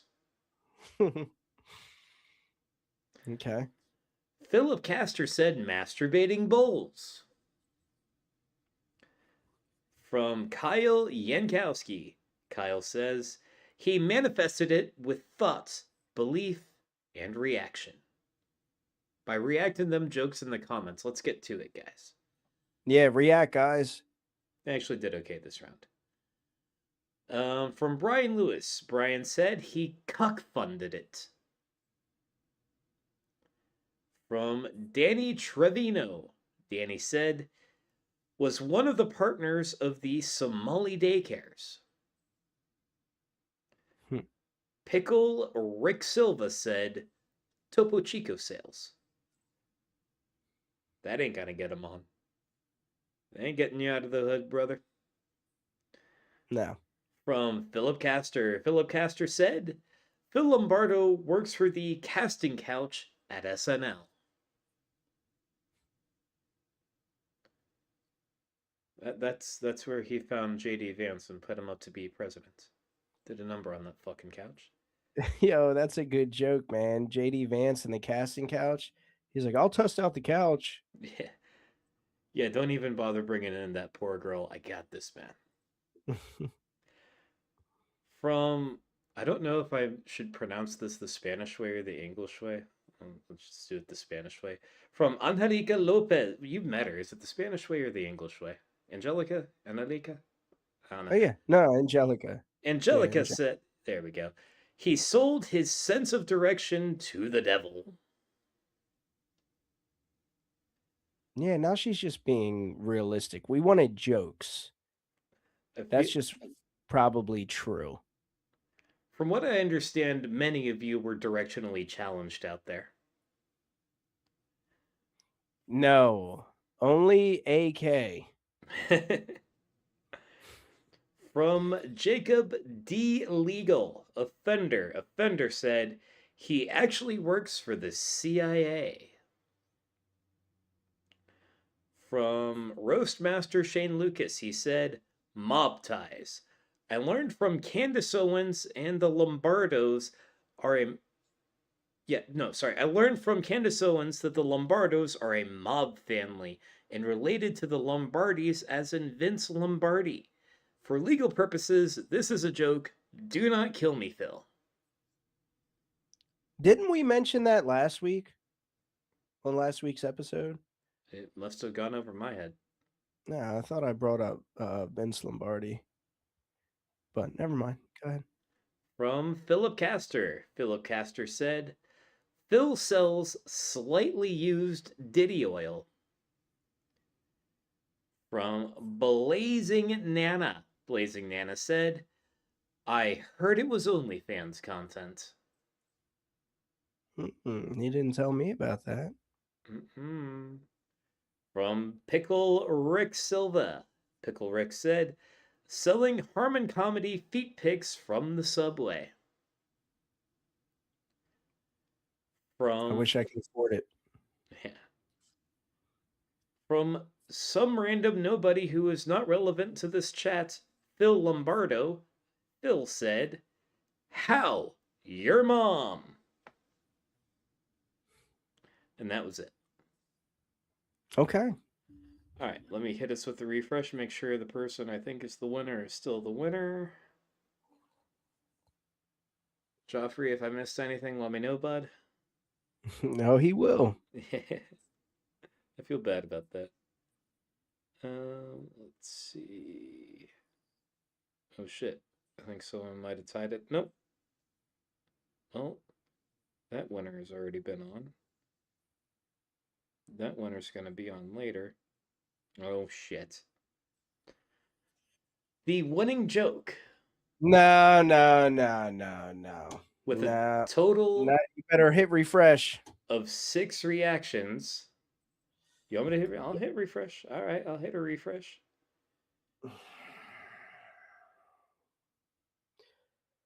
Guys, now would be a good time to share the live stream because... You'll see. Let's see. I can't believe he's about to come on. The winning joke with a total of 6 reactions was selling Harmon Comedy feet pics from the subway. And that was Pickle Rick Silva. He's getting out the hood, everybody. Reluctantly, I'm hitting this.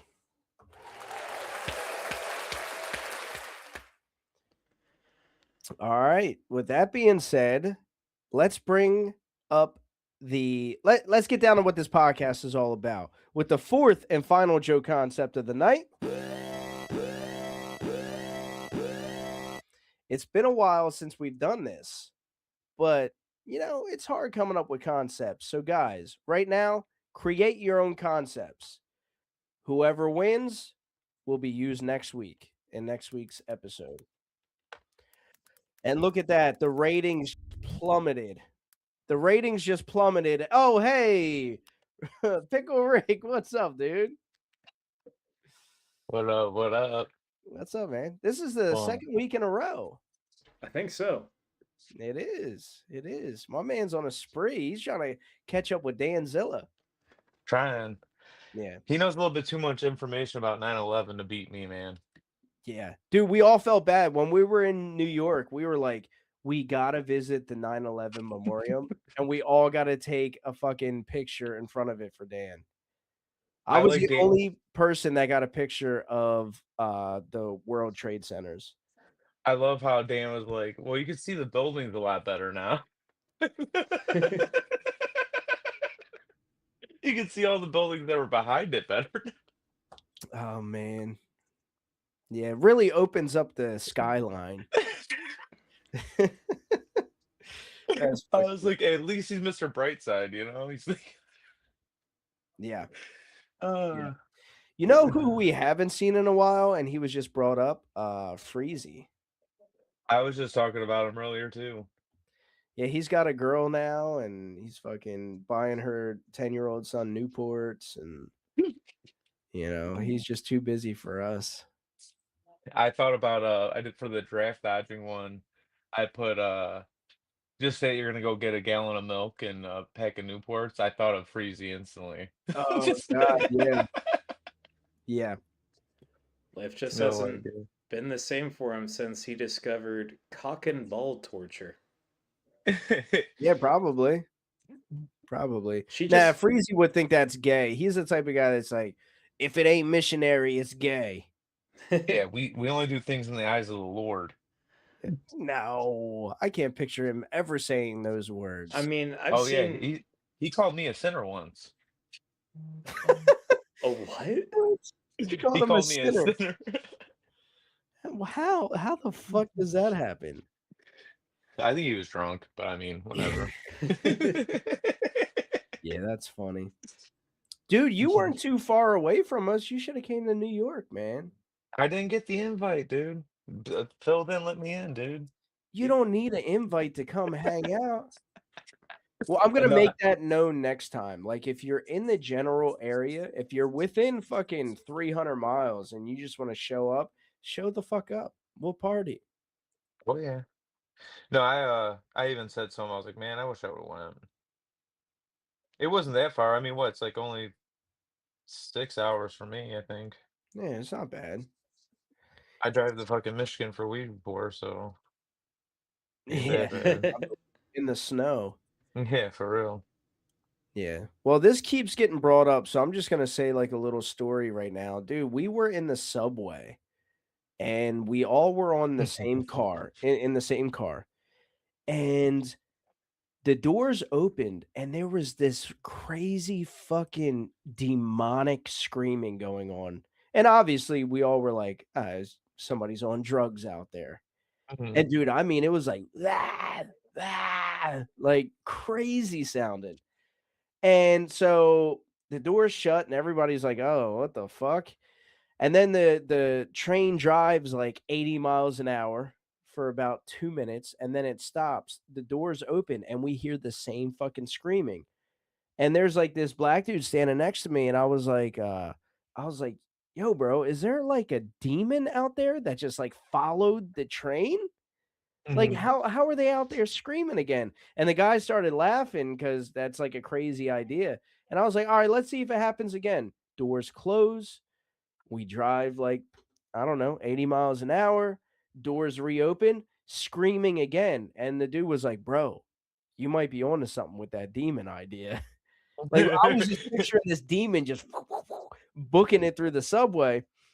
And then AK wasn't near me. Then when he finally got near me, he was like, dude, I thought somebody was on top of the subway just fucking tripping balls. But after the third stop, these two people boarded and they were standing right next to us. And they were like, no, they're in the next car over. and we were just there, but they were acting so crazy that we decided for our safety to come over to this one.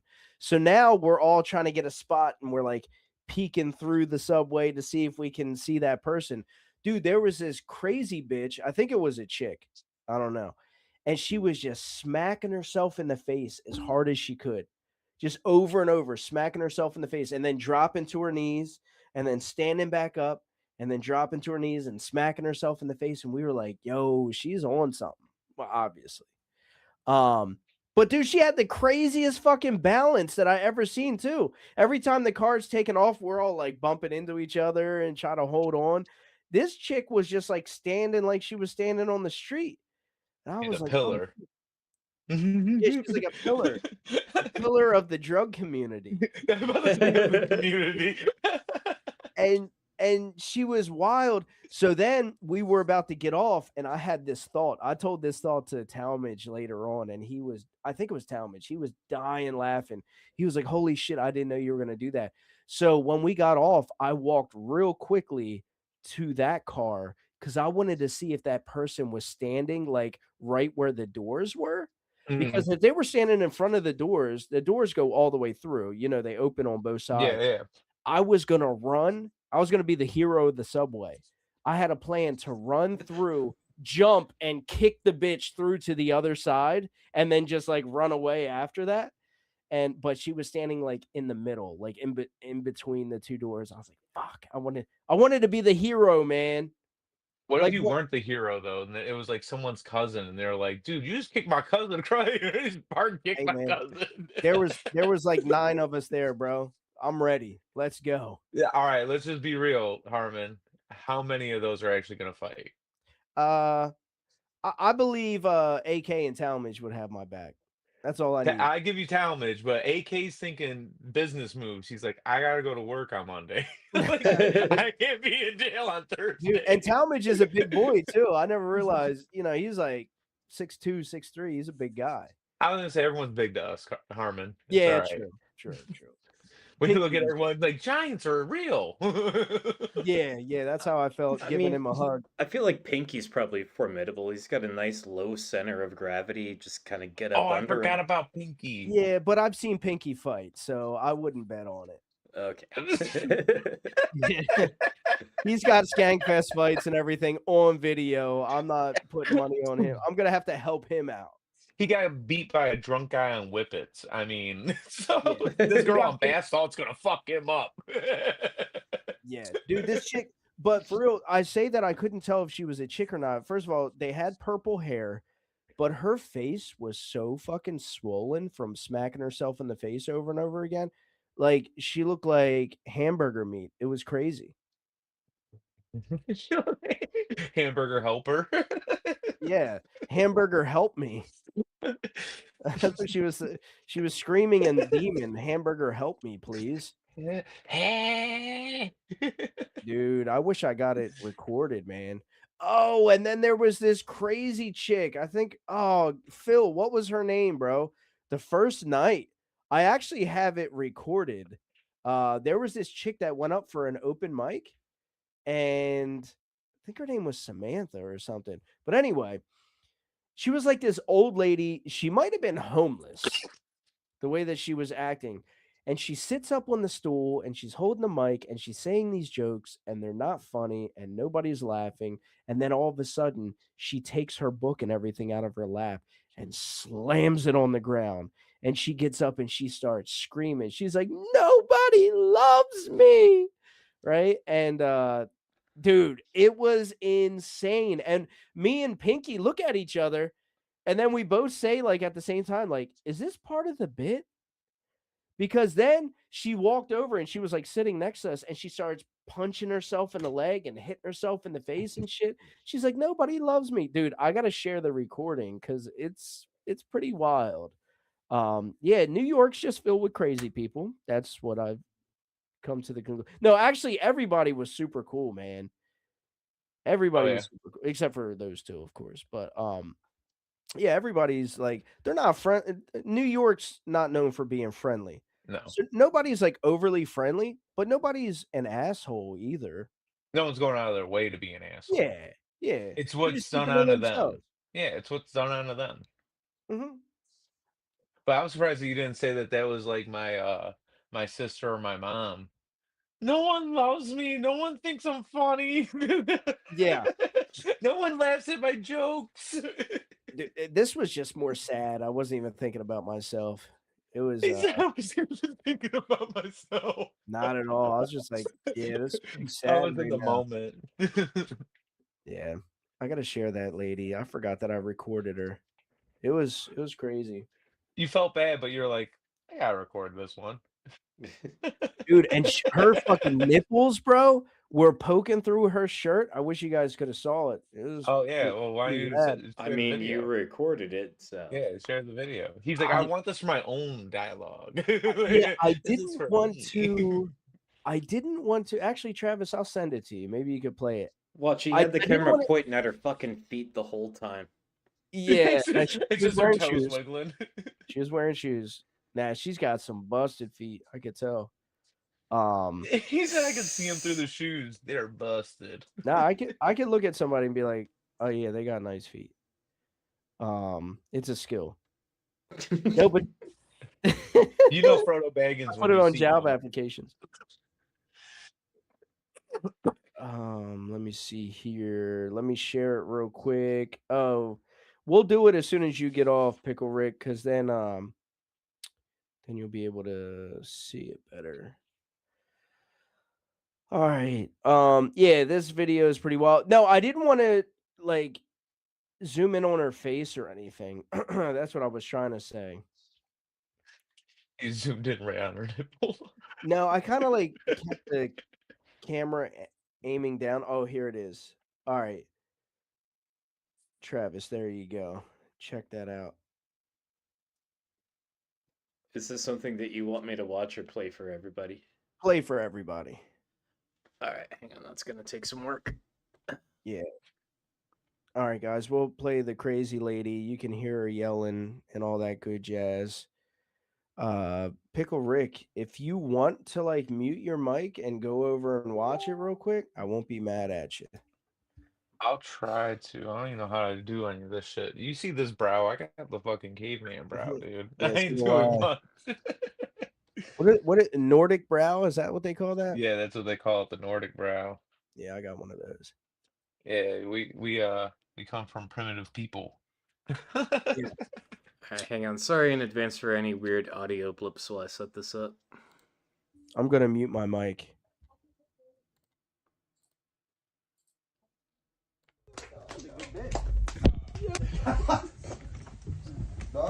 Alright, it is playing even though I have it paused. That's It's not. Give it up for Chuck. And everything. Alright. Hang on, it was doing something weird. Like I had it paused, but it was still playing the audio. It sounded gnarly so far, though. Hang on, let me try that again.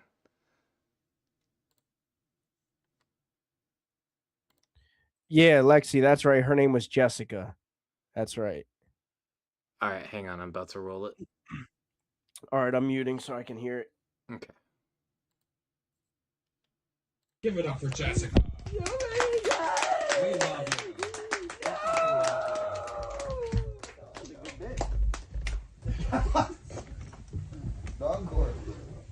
Jessica, you're fucking amazing. I'm not.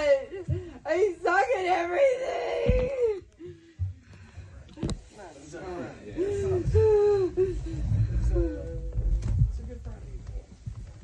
Friday in New York, guys. Woo! Okay. We're all gonna take a deep breath. No, there's no deep breaths. Okay, there's no deep breaths. Okay. Guys, I am ill prepared. You're good, bro. You're Jewish. Who's up next? Figure it out. Who's up next, bro? Yeah, You got yeah. this. Why are you Can't you change the cloud over her head? Jessica's part of the tribe, so we. So It's done, okay? It's just like part of the this sucks. family, guys. Okay, I can't take it. I feel like nobody wants me around. Like nobody appreciates me. Jessica, And we then my love friend you. wrote me this horrible note. We've all experiences. Well, Every comedy comedian has a Jessica. Just want you to know that. Yeah. Not in Utah. Shut the fuck up, Pinky. You know what? No one goes to fucking Utah to follow their dreams. So good luck. I swear. Okay. They all get out of Utah. That's where they all come from. That's where we make your You birds. guys, I appreciate everyone that is here at this mic. But people paid money. We do have to continue. And I feel bad to be the Jew me like they paid the money. Okay. Give it up for Jessica. Wow, that was extremely sad. Yeah, that's what I'm talking about. It was crazy, dude. It was funny because Pinky was like, "You're Jewish, do something about it." And I was like, "Yeah, can't you like change the cloud that's hanging over her head?"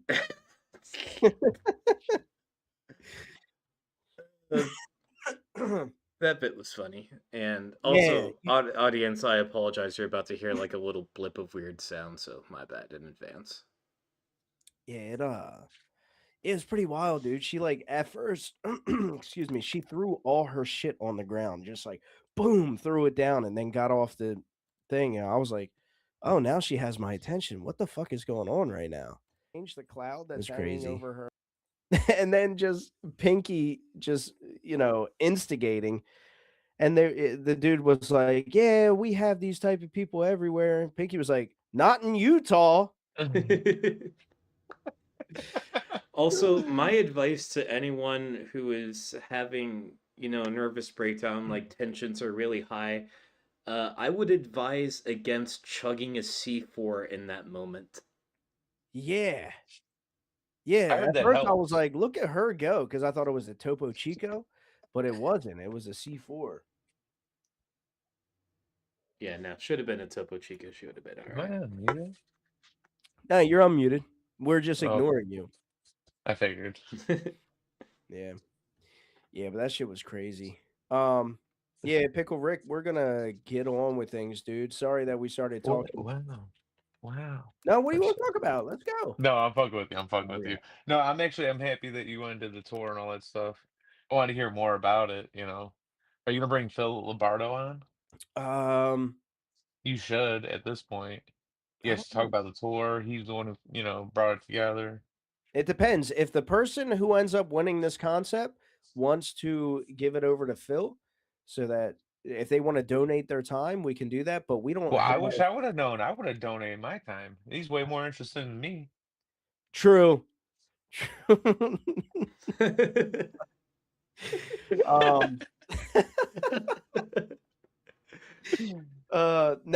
it was still a good time, even though we just talked about the tour. Yeah. I made your time about myself. Yeah, But, yeah, maybe we'll bring him on for a couple minutes. We'll see what happens. Yeah, just make it easier to talk about the tour, and all that stuff, especially because, everyone wants to know how he afforded it anyways. We can answer that question too. I don't even want to ask him, dude. That I don't. I think it's SNL casting couch. I think that's Maybe. The world will never know. We are just super grateful that he did it. Yeah, no, for real. Phil Lombardo the shit, man. Fuck yeah. I loved him playing Jim Carrey in fucking Paris. That was great. Tricked everyone.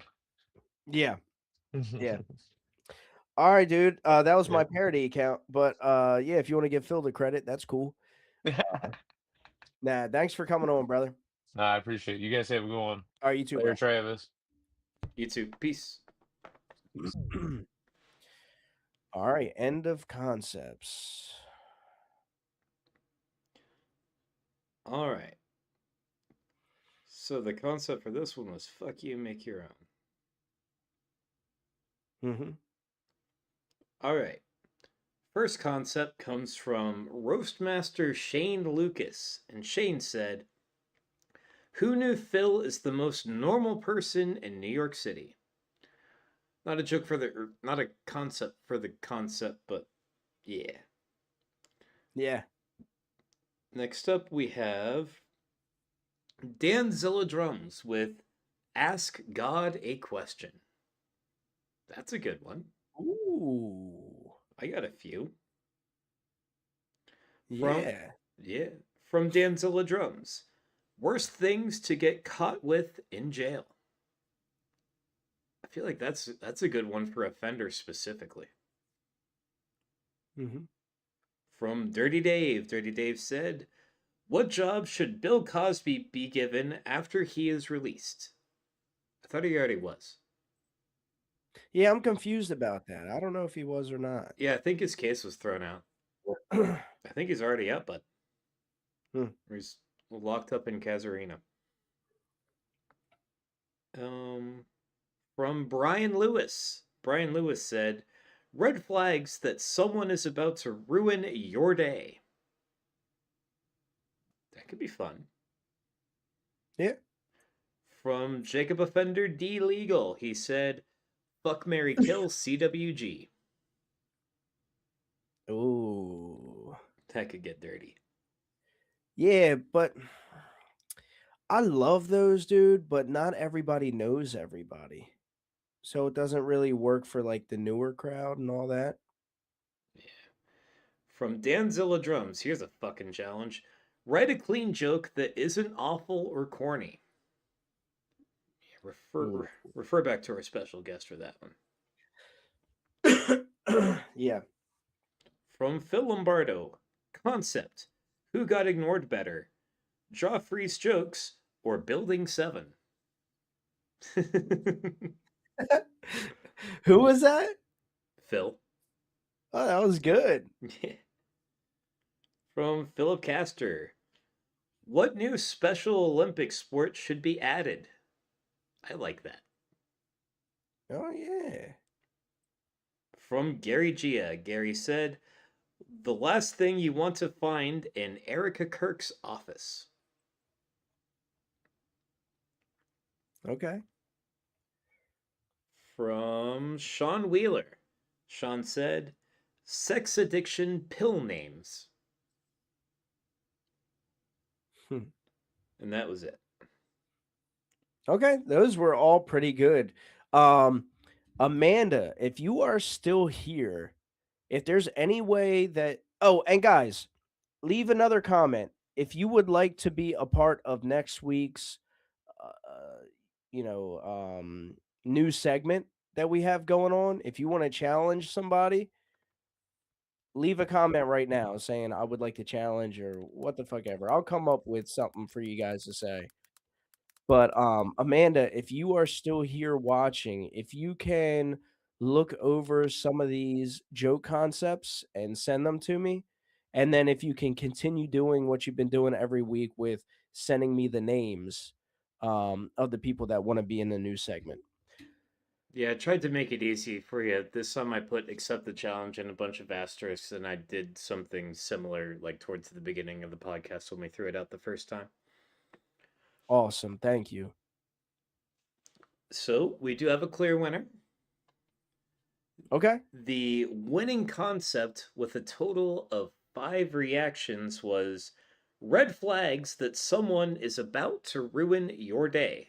And that was from Brian Lewis. Oh.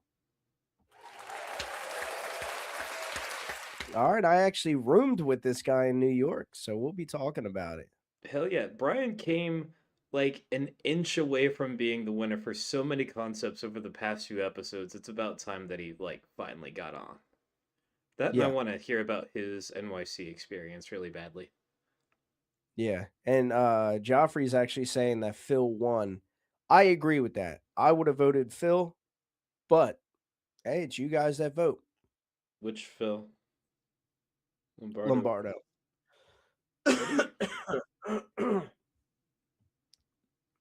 I swear that he won with what? Hey, what's up? Oh, he's got Pinky's hat on. Howdy, y'all. Howdy, howdy. Howdy do. So, would you like to donate some of your time or have Phil on here at the same time as you? Phil can take it, man. Phil deserves as much time on here as he can possibly tolerate himself. You know. All right. Yeah, but we also want to hear from you. What if we bring you both on and then we have you on for like 6 Sure. minutes, and then we have Phil on for the rest. And if my connection goes bad, I'll just, y'all can get me at another time or something. I am so excited to tell y'all about everything that happened in New York. It was so much fucking fun. Hell It yeah. was it was by far the best trip that I've ever had to New York because, well, I can say this real quick. I didn't have to go there to go to work like I've always done. I wasn't going there to, tour jobs and things. So I didn't have a boss screaming at me or something. And I wasn't trying to be at a concert, like David Gilmour. This was the first time I've ever gone for something like this. It's just cool as fuck. Um, I've always every trip to New York though has been a mission. I've never been there for a vacation, not once in my life. But this is the best mission I've ever been on. Like hands down. And yeah, man. Yeah, I could go on forever about it. I kept Drew on Discord a lot, driving him crazy when I was getting lost. Amanda saw some. I put some people through it when I was getting lost in Brooklyn, and Oh, yeah. I take back that AK had the worst sense of direction. It was you. oh, it was me totally. And I thought that I had a good one until I got I till I till I was there and I actually did that. It was the subways that fucked me up. I thought that I know New York. I know it well enough, but there's one thing I'd never fuck with, and it's the subways. And then now that I did it, it's also the first time since 1999 that I've ever been on the subway by myself. And that really weirded me out. It'll humble the fuck out of you when you think you got it. Go to the subway by yourself You know, in New York. I'm glad you're bringing up the subway because there's actually a funny story with that. So Well, Brian Lewis. that lady, yeah. No, not that. So we already talked about that, but Brian Lewis had dude, he was looking like a fucking madman. He was just taking pictures. Travis, you'll get a kick out of this. So like the subway has like, all right, like what train is about to come and all that stuff like up on this like digital placard, and he was taking pictures of it and then putting it into chat gpt and then asking chat, just having a full-blown conversation with chat gpt trying to figure out when these trains were going to move. And then Lexi, she was smart enough to just put the address in to where we were going in maps, and apparently maps already has something that shows you where the next subway is coming and which ones you want to catch. And she was like, "Oh, we got to catch the 1 or the 3." And he's just over here like trains are going by. It's like overstimulating him. He's like, "Guys, I can't fucking hear." He's talking to Chat GPT. It was just wild. And Lexi's like, "Hey, Brian, we already figured it out, man." Yeah, shit was insane. It was I didn't realize you could find it on Google Maps until the very last minute. Like there was a subway button and everything, and that one train that I did not take was the main one that I should have taken the whole time. I ended up at Coney Island. Like, how the fuck did I fuck? Oh my god! Yeah, it says take the C train. Oh, little did I not think about it. The C train fucking took me all the fuck out to fucking Coney Island. I'm like, whoa, like what in the fuck is this? And I get out. Oh, I had a meltdown and everything. I fucking got back on the train and I was like, but it's the same train, it's the C train. Why is this happening? And it was like I didn't know about an uptown version of the same fucking line, and then it just fucked me all over the fucking place. And then by the time I had settled down, I had felt like I had been awake for 2 weeks straight, like in that Yeah. one small little amount of time, like ragged me the fuck out. But I'm all good. It was good. I needed the humbling experience of the New York subways again. I'd Well, never seen, before smelled so much before piss. we before we get on with Phil, you want to talk about like your favorite experience with going to New York? Well, I mean, it's gonna be cheesy, of course, y'all. If it wasn't seeing y'all, then that would be the most fucked up part about it, man. Like, get like that was why I wanted to go the most, and because they have good weed. And I'm just like, when I got this weed that was so fucking amazing. Look at this shit. Yeah. Yeah, we were heading back at like 1 in the morning, and he's just like, "Oh, I'm gonna find a dispensary." Northern Lights. Dude, he Uh, walked to a dispensary that was like 2 miles away from where we were staying you at know, like 2 in the morning. I went to all of them. Let's see. Then this one's Forbidden Kush, pretty good. I found out that this company grows the best in New York. I went through all of them, and then fucking this Godfather OG is real good. But you see, I only smoke really just indica weed. All of this. Sometimes I'll smoke a sativa weed, but not. You know, that shit drives me crazy. I don't like sativa because it's not good for anxiety and shit like that. So I stick I to this shit, and I was able to I get home only with it. I only smoke Atiba. Hold up. I Hell yeah. need to shut up and let Phil get start talking. Fucking. I'm so glad that I don't know. I'm high as fuck. I don't know what else to say. I just be Keep talking, blabber. dude. Keep talking. Why I'm just blibber blabbering at this point. I'm like, I'm so glad that and I'm stuck on a retard loop. That's just what it is. I'm just happy. Told myself not to smoke any weed before tonight, but then I did that. Now I'm dead smack in the middle of stuff in this joint that I blended of the Godfather OG and the other one, the fucking forbidden shit thing, whatever. Oh, see, I told you guys. Look at what happened. I'm fucking lit. Um, Brian, you fucking killed it with that bark, and I was not that expecting was that, so dude. That much was so fucking cool. fun. Oh That yeah, was so. That was so. That comedy. was Yeah, comedy seriously, right dude. here. Free comedy, $10. Free comedy. Come see Abita Morales for $10. Free comedy, $10.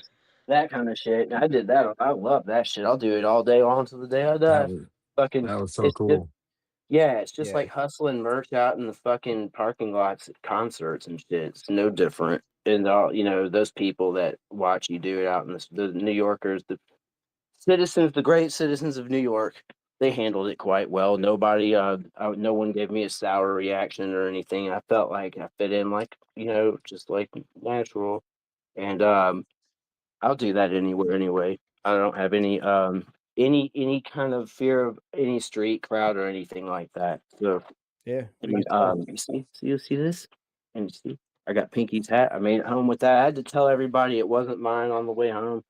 So, it worked, especially when I got into Jessup, Georgia. Jeez, that place has dude, it's the train station's like a stand outside and stuff like that. Y'all saw it, you can see it, and I've shown you on the little chat and stuff. It's just a fucking little country stand, and so I get out of the train with this pink hat.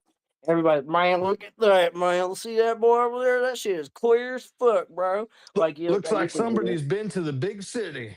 Man, we call that clear out here, bud. Like, man, you gonna come home with that shit, boy? Like, it's like that, and it was like that. And I fucking, had to went to this coffee shop across the street that looked pretty laid back, but it was still not. You walk in, they still gave me that look. Like, I Boy, mean, it was like you the see most. what Brian bought in Brooklyn?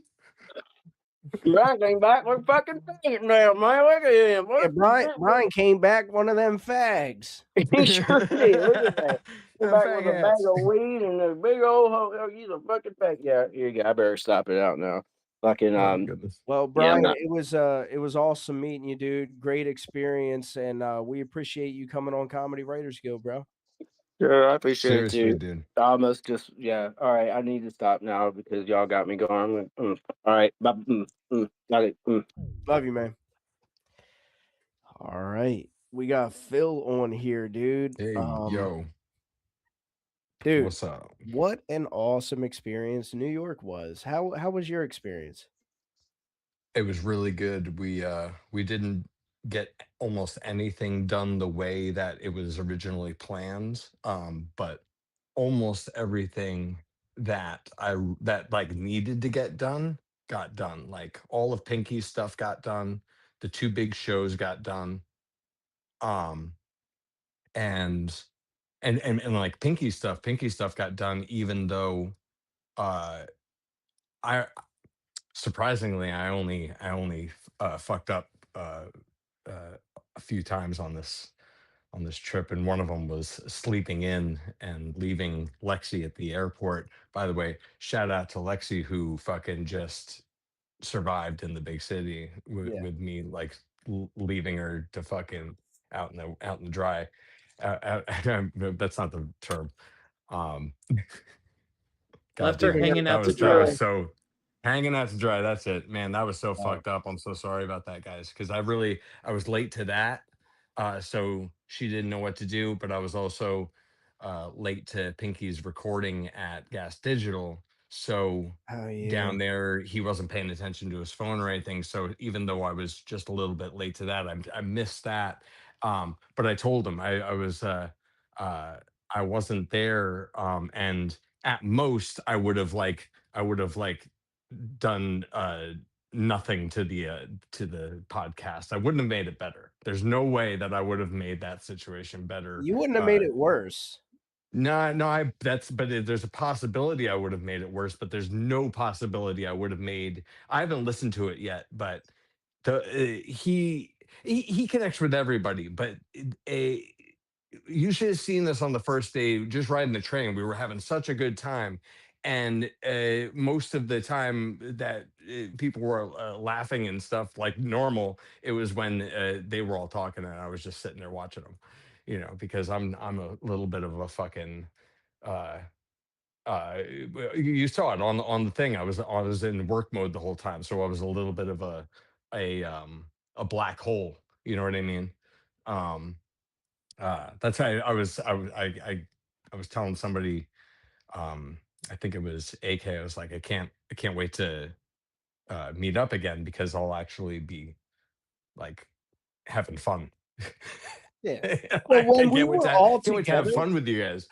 when we were all together, like Saturday night, and everybody was like drinking at the place, and Pinky Yeah. was doing his podcast with Angelica in the bathtub, and Yeah, that was a great night. yeah, that was the best night, dude. And also again, like, um this was uh well, you already know part of what I'm talking about here, but um I can't even say anything about it because fucking I'm on a podcast that's going on. What am I talking about? I can't say anything about this. This is a secret.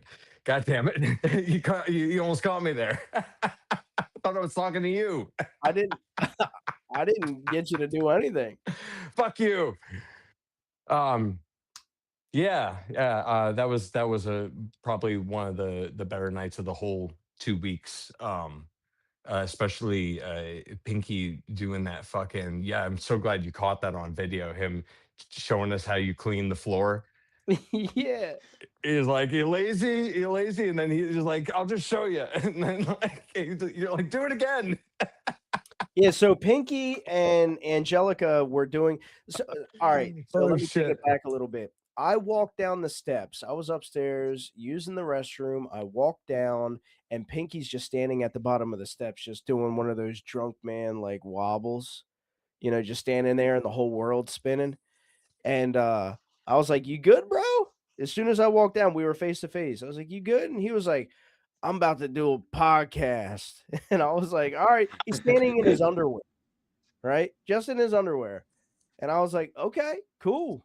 And he was like, "Yeah, I'm doing it in the hot tub with um, Angelica." And I was like, "All right, cool, man. Best luck to you." Then all of a sudden, jump forward like an hour. Everybody's like, "Yo, they're still in the bathtub."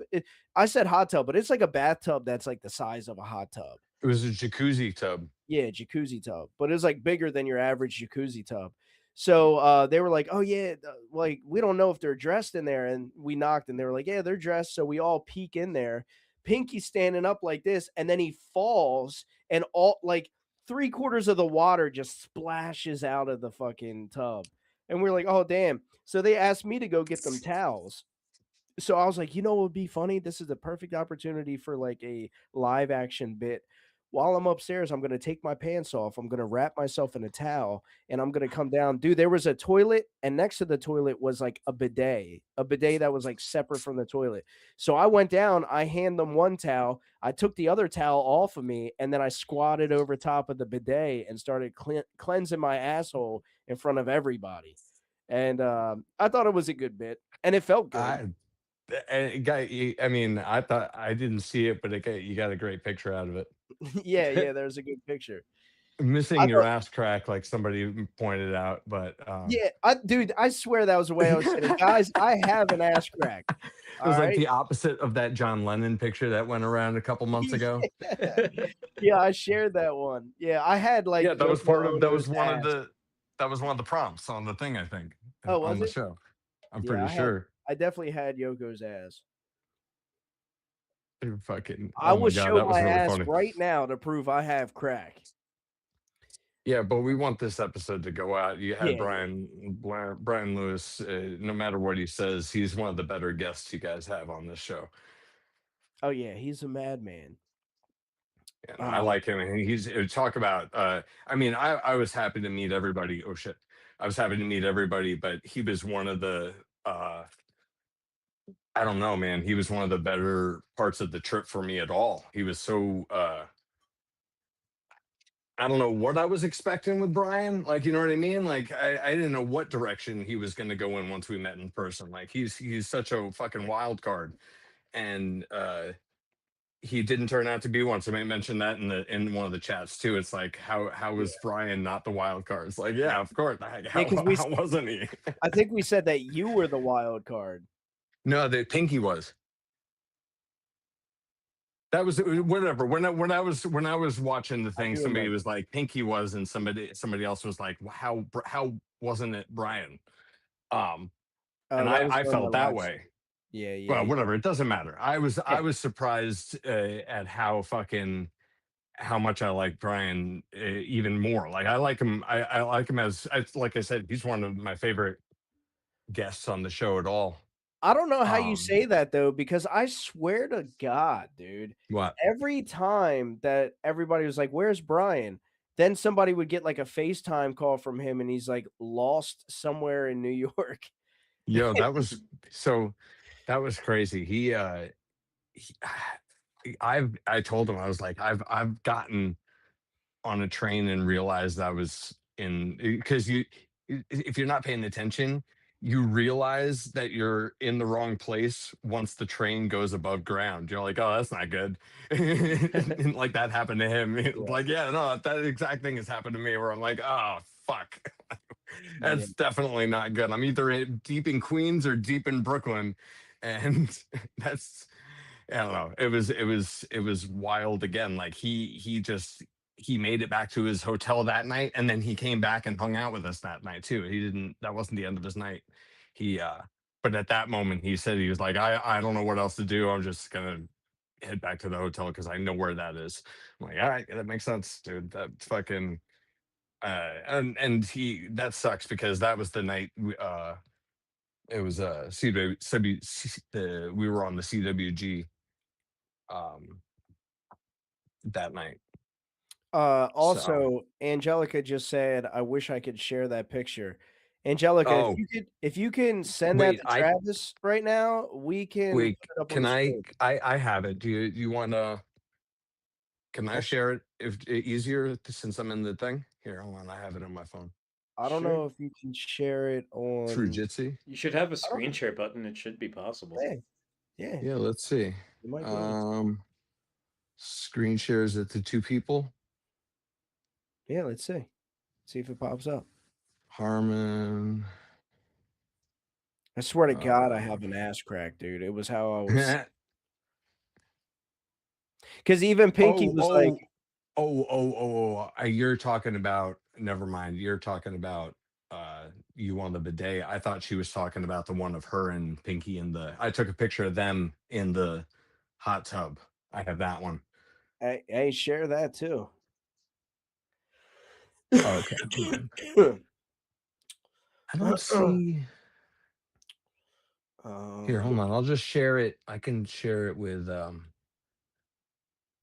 you in the chat instead of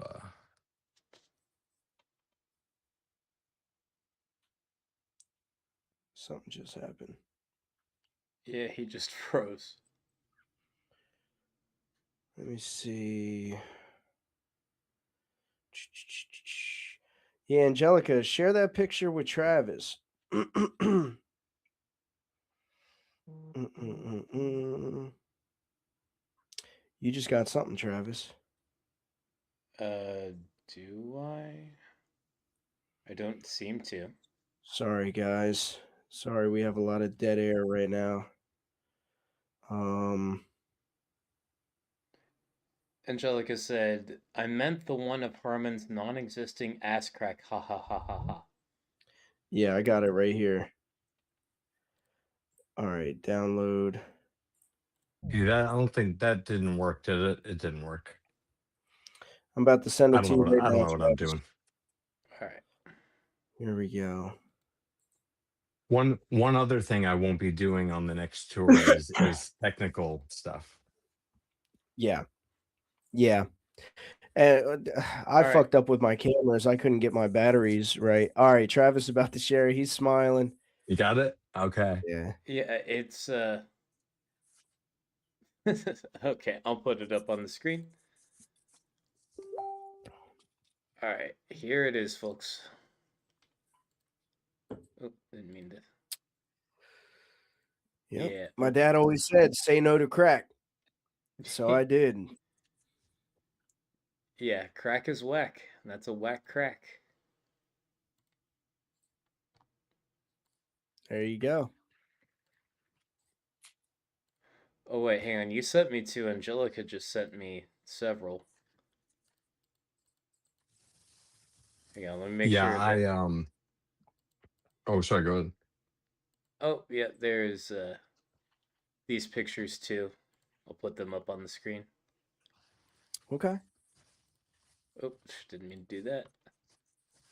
Which I can't. How do I see the pictures that you're sharing? Just by watching the podcast, basically. Yeah, you Yeah, have to the watch first the pod. one, it's a picture Oh, I of. can't see it. I can't see it while in the moment. Okay. Well, the first one is a picture of you passed out next to Pinky, who looks very concerned, and AK, who is, I don't know, hacking the Matrix. I don't know if I saw that one. Nah, you're not passed out because we were just talking right then. It's when we had pizza and we were all upstairs. Oh, okay. And the next one is Pinky and Angelica in the hot tub. And then all of the rest of them are you on the bidet. And then there's this one that she sent me last week that I meant to put up on the screen then, but I forgot. And it is of Pinky's beautiful braided hair. Oh, that was good. That was awesome. I forgot about that. Yep. We each did a braid. We each did a braid, and we had to do it twice because he kept falling over drunk. Yeah, y'all had a little bit. That to was drink. fun. Yeah, it was a good time, man. I did not. I was very good. Yeah. And I mean, you saw how it went, me being sober. You know, how imagine if I was drinking, that shit would have been a fucking mess and a Guys, half. let me say that Phil's hosting skills are more performance art than anything. Oh no, on stage I did all right. I'm talking about hosting for the whole time. Hosting for the whole time Dude, was we all had a great time. It was fucking awesome. Well, anyway, I had a good time too, and I'm glad that like somebody was saying that there was I mean like zero drama. Like there was nothing happened. Like the biggest thing that happened was like a controlled drama when I said to everyone, I was like, if I do this, Pinky's gonna get mad at me, but I'm gonna do it. And everyone was like, oh, all right, if you want to do it. I was like, yep, I'm doing it. And and that was like the only drama in like the whole thing. Yeah. I mean, that's awesome. That was what I was going for. Like I told I think I told you this that that's why Austin was completely and like I didn't plan anything. He set up a show and then Offender was like our fixer in Austin. He fucking, by the way, shout out to Offender, man. That dude really walks the walk. Like who nobody I lived there for 3 years. I didn't see anybody doing it like he was doing it then, and still now. I was looking around. I didn't see anybody doing it like he was doing it. Everybody knows him. Every fucking everyone that he said hi to or just even had like the smallest interaction, it wasn't like, oh, there's a vendor again. Let me get him out of my face. It was like, oh shit, it's this fucking guy. Like it was everybody. You know what I mean? Yeah. And then he got us on to shows. I thought he was, he said he was going to try to get us onto a show, and I was like, oh, that would be awesome if he got us onto a show. The dude got us onto like 4 or 5 shows. I forgot how many. It was awesome. And one of them, he barked for the whole. He barked on his day off, the day that he usually like does a little bit of cleaning in his house and shit. He was telling us, he's like, I don't know, man. I don't want to waste a day. We're like, of course, yeah, I get it. But then as we were out, he gets the opportunity to get us on a mic, and he's like, you know what? I'm gonna get a crowd. I'm going to get you guys a crowd. And he worked for an hour and a half barking. And he got us a crowd because Atiba was in for only one day because of the weather, which also that sucked, man. But out of our control. He's in there for one day, and Atiba's like, again, he's like, we're not wasting this fucking night. And got a crowd for Atiba. It was killer. It was one of the most again, like one of the most he just did what he said he was going to do. I really respect that kind of thing. Yeah. You know. Yeah, Atiba's awesome too, dude. Oh, yeah. He's hard to not like once you get to talking to him. Yeah.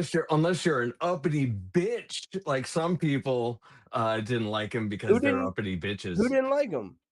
I'm just talking to people on the internet. Nobody everybody on the trip loved him because nobody's like that in our crew.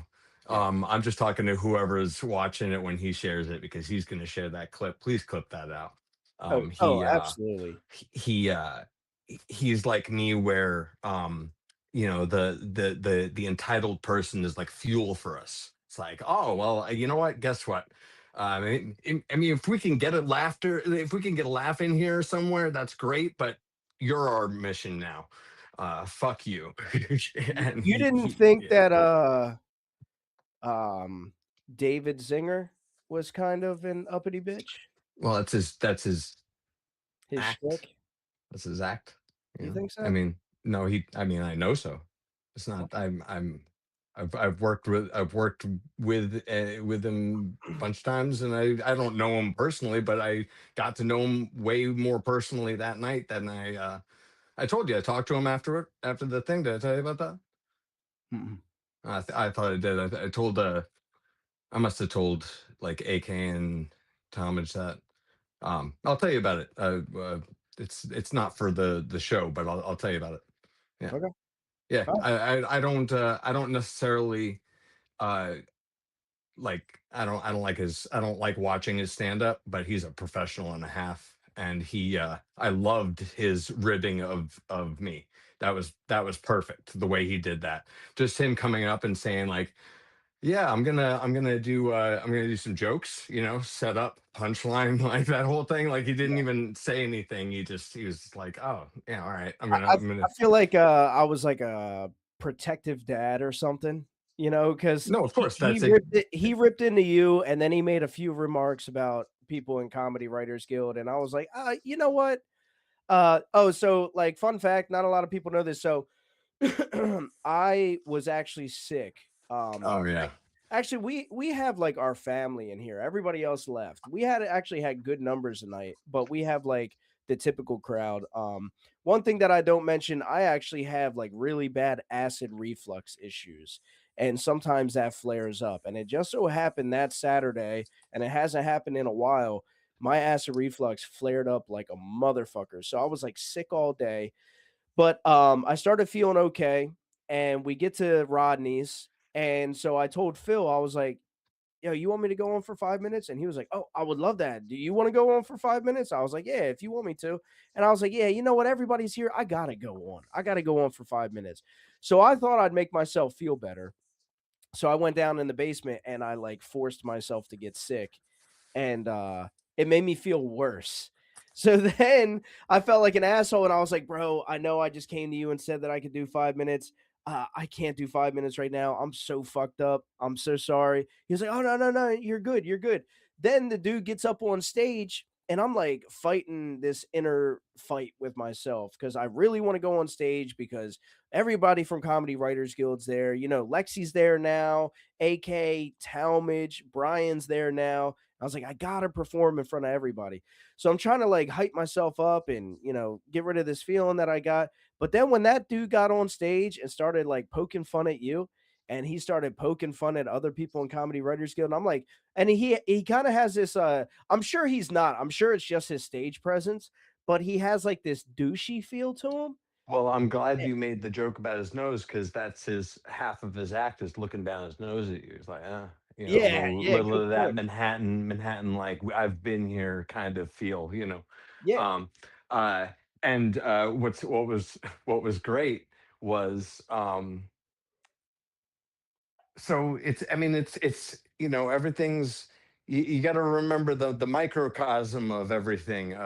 In the comedy world, everything's a setup and a punchline. You know everything. Yeah. Um, Me throwing the money around, that whole thing.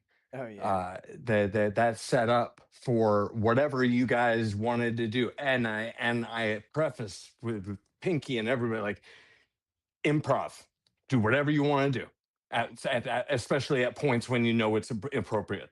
Do Well, whatever you want to do you do, remember and it you told worked. It worked out very well. It wasn't a great show, but it wasn't a bad show. You know no. what I mean? Like, and it was because I didn't take the reins. I like set things up, and again, set up punchline, set up punchline.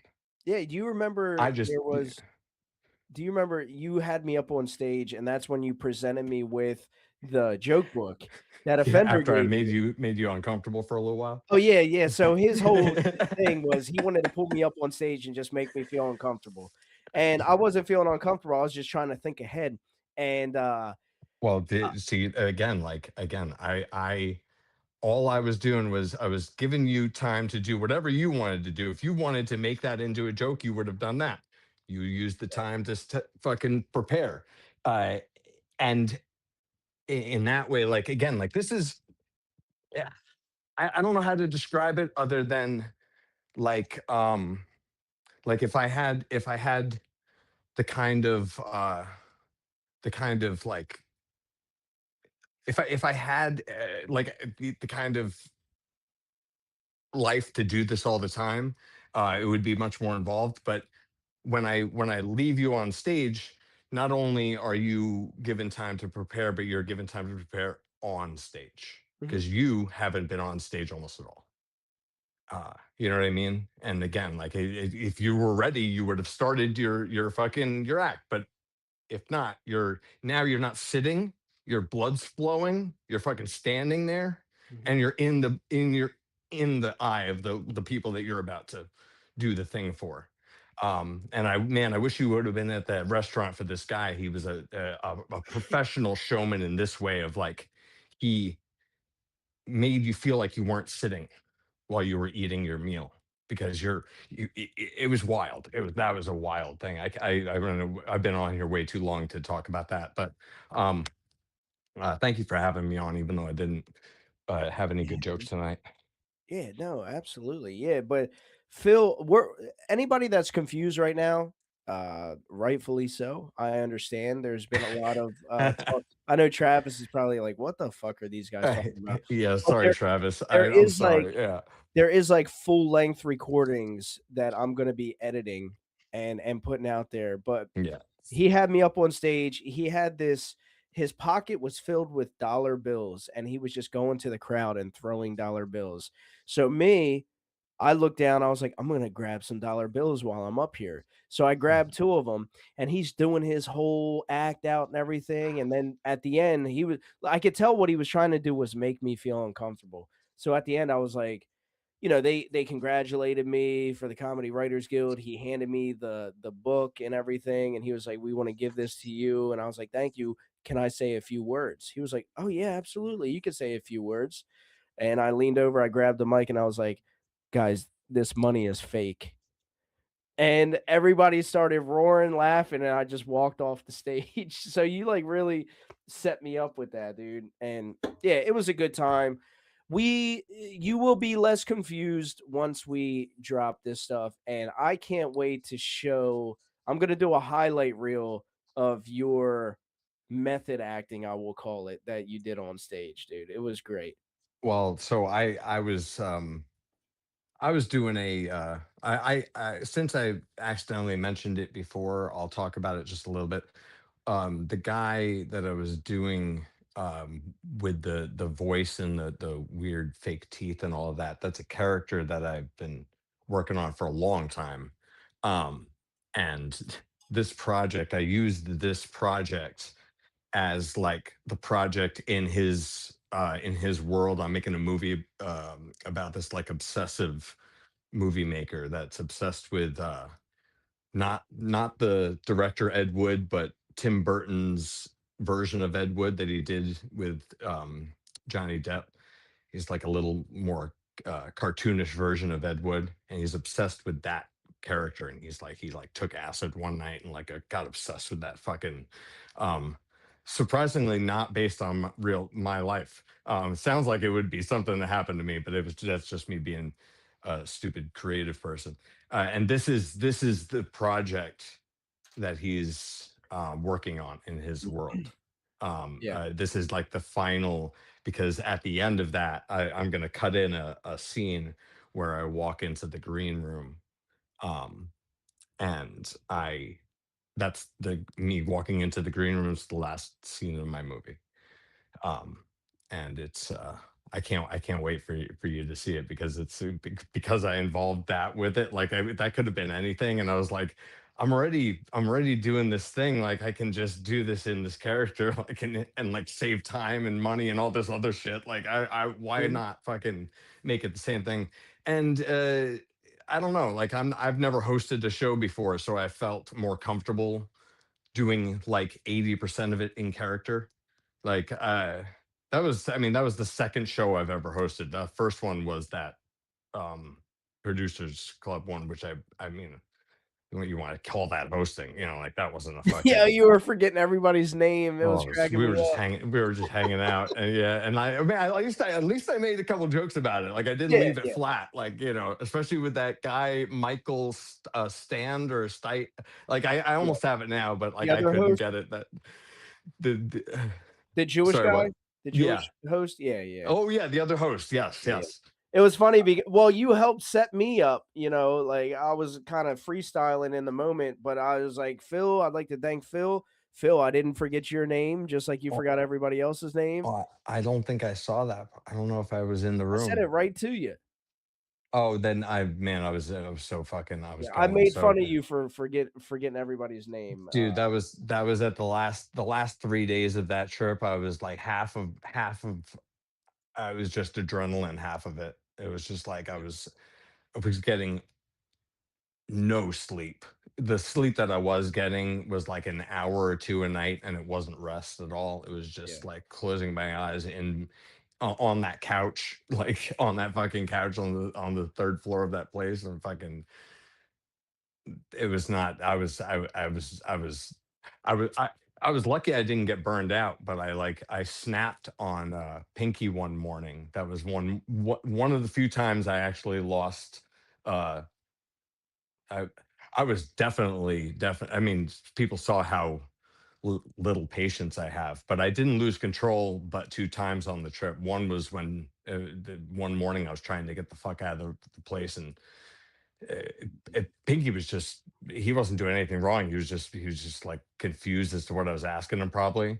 But I was, man. He asked me the same thing three times in a row, and I was just like, I'm leaving. You want to be there or not? And I just like walked away from him. Like, yeah. Just Pinky being Pinky and you being you. yeah, no, totally. And we talked about that. We're like, I wonder if we're even going to be friends at the end of this thing. But because we talked about it, we were very very prepared for each other. I think, like, was I know I pissed him off a couple times, but uh I mean, unless he was just fucking lying to me, you fuck, we were cool. Yeah, no, you're cool. I've talked to him. Because any of the stuff that he did that bothered me, I personally, it went out the window right away, because I grew up with people doing me dirty all the time, so I can't rely on anybody's promises. And he didn't fucking, again, he didn't do anything wrong, but we talked about this too. We were like, how many of these things that we say are gonna just go into the void, and like they're going like 80%, 70%. What do you think? Like, we were talking about it early on, like 3 or 4 weeks ago. And again, that's what happened. Like, most of it just flew by the planet, and didn't create life. um you know. Yeah. So again, I'm sorry, I'm talking to your fucking podcast into Oh, you're good. the hours that it used to be. Yeah. And Dan's happy. Yeah. Let's mention the fucking towers, and he'll be coming. Yeah. He was like, do another joke concept that involves the Twin Towers. Hey, I had a good one involved in the Twin Towers. I don't know. I mean, I don't know Yeah. what to tell you. But thank you guys for making this possible, because I've been trying to do this kind of project for a long time. And the comedy world started to work, and then you guys, you guys were like the I mean, I met a lot of comedians in the 6 years I've been doing, or 5 years before I met you guys. That was I met a lot of people. And especially here in New York, but then I moved to Austin. It was like, met a lot of people, not a lot of doers, a lot of people who were about themselves doing it. And you know what? I ran into a couple of those in Austin too. I'm going to take just a little bit more of your guys' time to talk about that, if you don't mind. We wanted to wear our shirts for a picture, and I know this has been mentioned on the show. Maybe it was me when I was all fucking on the trip. Maybe I mentioned it. I don't know. But like, how hard is it to wear your shirt to Kill Tony for us, just for a picture, for a memory? Yeah. I mean, it's not hard, and it's not a big deal either. But it does show what kind of memories you want to have. And Offender, I took a great picture of Offender and Pinky leaning on a railing. That says the whole thing about the Austin trip for me. It was perfect. It was just Yeah. like, Well, those guys had to meet. that's why Those guys. that's why I always say Offender's my brother, and that's why he's the closer of the podcast, because you've seen I'm a doer, he's a doer, you're a doer, and we get Pinky's shit done. definitely a doer. Oh, Pinky's gonna go far. Pinky can't help but do. Nikki's a doer. Yeah, Pinky just wants to get his hands in every project he possibly can. Yeah, and it works. A lot of people try that, and he does it, and it works. It's fucking yeah. Yeah. All right, Anyway, dude. thank you you for guys. coming on, man. Thank you. Thank you for the experience of a lifetime, man. For real. I love you. Crazy man right there. All right, let's bring on this closer. Already on it. Oh, Brian Lewis said, Harmon, mention what you said. Oh, yeah. And Phil, I didn't know that Phil's mom was in the crowd. Right. And one of my starting jokes after I did my whole spiel in the beginning, one of my starting jokes is anybody else like me feel like the host is going to end tonight's show by killing himself on stage? And then his mom was in the crowd and she was just shaking her head. Yo, dude. What's up, my fellas? Yo, man, let me get adjusted here. What Dude, is up, bro? we look so tight right now. We look like a left ball. How you been? Good. You're supposed to say, hey, right ball. And you say, let's beat our meat. I've never heard that. What? You ever heard that, Travis? No, but I like where he's going with it. Yeah. Chat, you ever heard that shit before? Come on now. That's a classic. No. Dude, this poster looks great next to the Skankfest Tim Yeah. Dillon poster. Fuck yeah.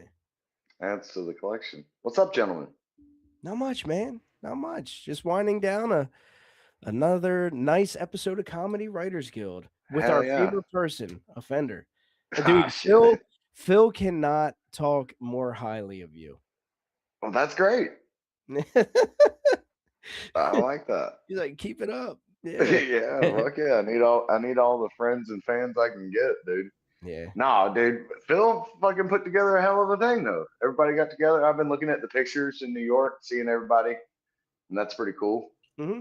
You know? Yeah, he's horrible at explaining it, but it was a great time. No, it looked like a fucking kick-ass time. I talked to AK and Talmud and stuff. I've been on the Discord a little bit here lately, so catching up with everybody. So, ooh, excuse me. Yeah, because I've been kind of busy, so you and I haven't been talking. What's new? What's going on? Oh, dude, I mean, Gary told you about the tour that he's putting together that is out of this world awesome. I'm so excited. So he's got like 3 or 4 places in Colorado, a place in New Mexico, Kansas. I'm pretty sure we got Arkansas on the table. Yeah, I think he just said they messaged him while he was on here. Yeah, let's go. Yeah, dude. Yeah, Colin Sledge, Timely Rain, JJ Alexander, Drew Nickens, Alizar Guzman, my roommate, so that's pretty sick. And then me and Gary. I mean, that's going to be a hell of a fucking road show, dude. 14 days, 9 different places, maybe 10 now.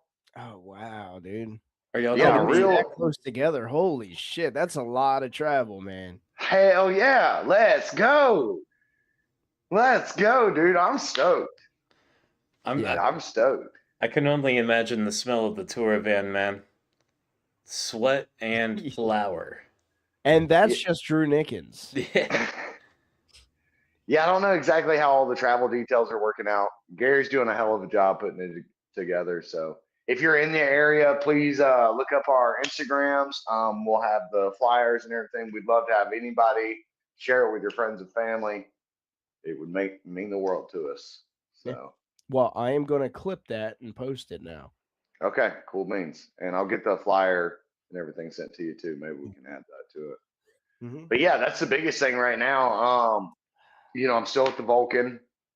We've got a show this weekend, heavy hitter show on this Sunday. And then I think we're going to they may be switching it up. Somebody said something about Thursdays during the month. So I don't know about that. Oh, man. I know. We got to replace you with Pinky? I kind of look like Pinky. You're looking pink right now, I'll tell you that. Yeah, I know. I think it's the lighting in here. Yo, I haven't been drinking, so. I see the button you have. I'm representing. Oh, yeah. Too. Represent. Yeah, I don't have my other hat on. I have a Pinky button, too, on the back of my other hat. I do look pretty red. Yeah. You got whatever Tony Hinchcliffe got. Gay. You wanna run back through these jokes? Yeah, let's do it. All right. So first we got actually, I don't know if you caught this one. If you were a woman for a day, you would send Harmon feet pics. That's the answer I've been looking for this whole time. Oh, by the way, Travis, did we figure out who won? Nope, but while you go through these next jokes, I will figure that out. Thank you, sir. What were Donald Trump's instructions he left if assassinated? If he got assassinated, I wrote one for this one too.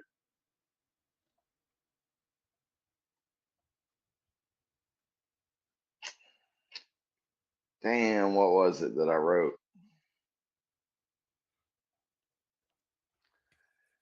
All right, sorry for the dead air. No, your callback is as good as mine right now, so I totally feel you.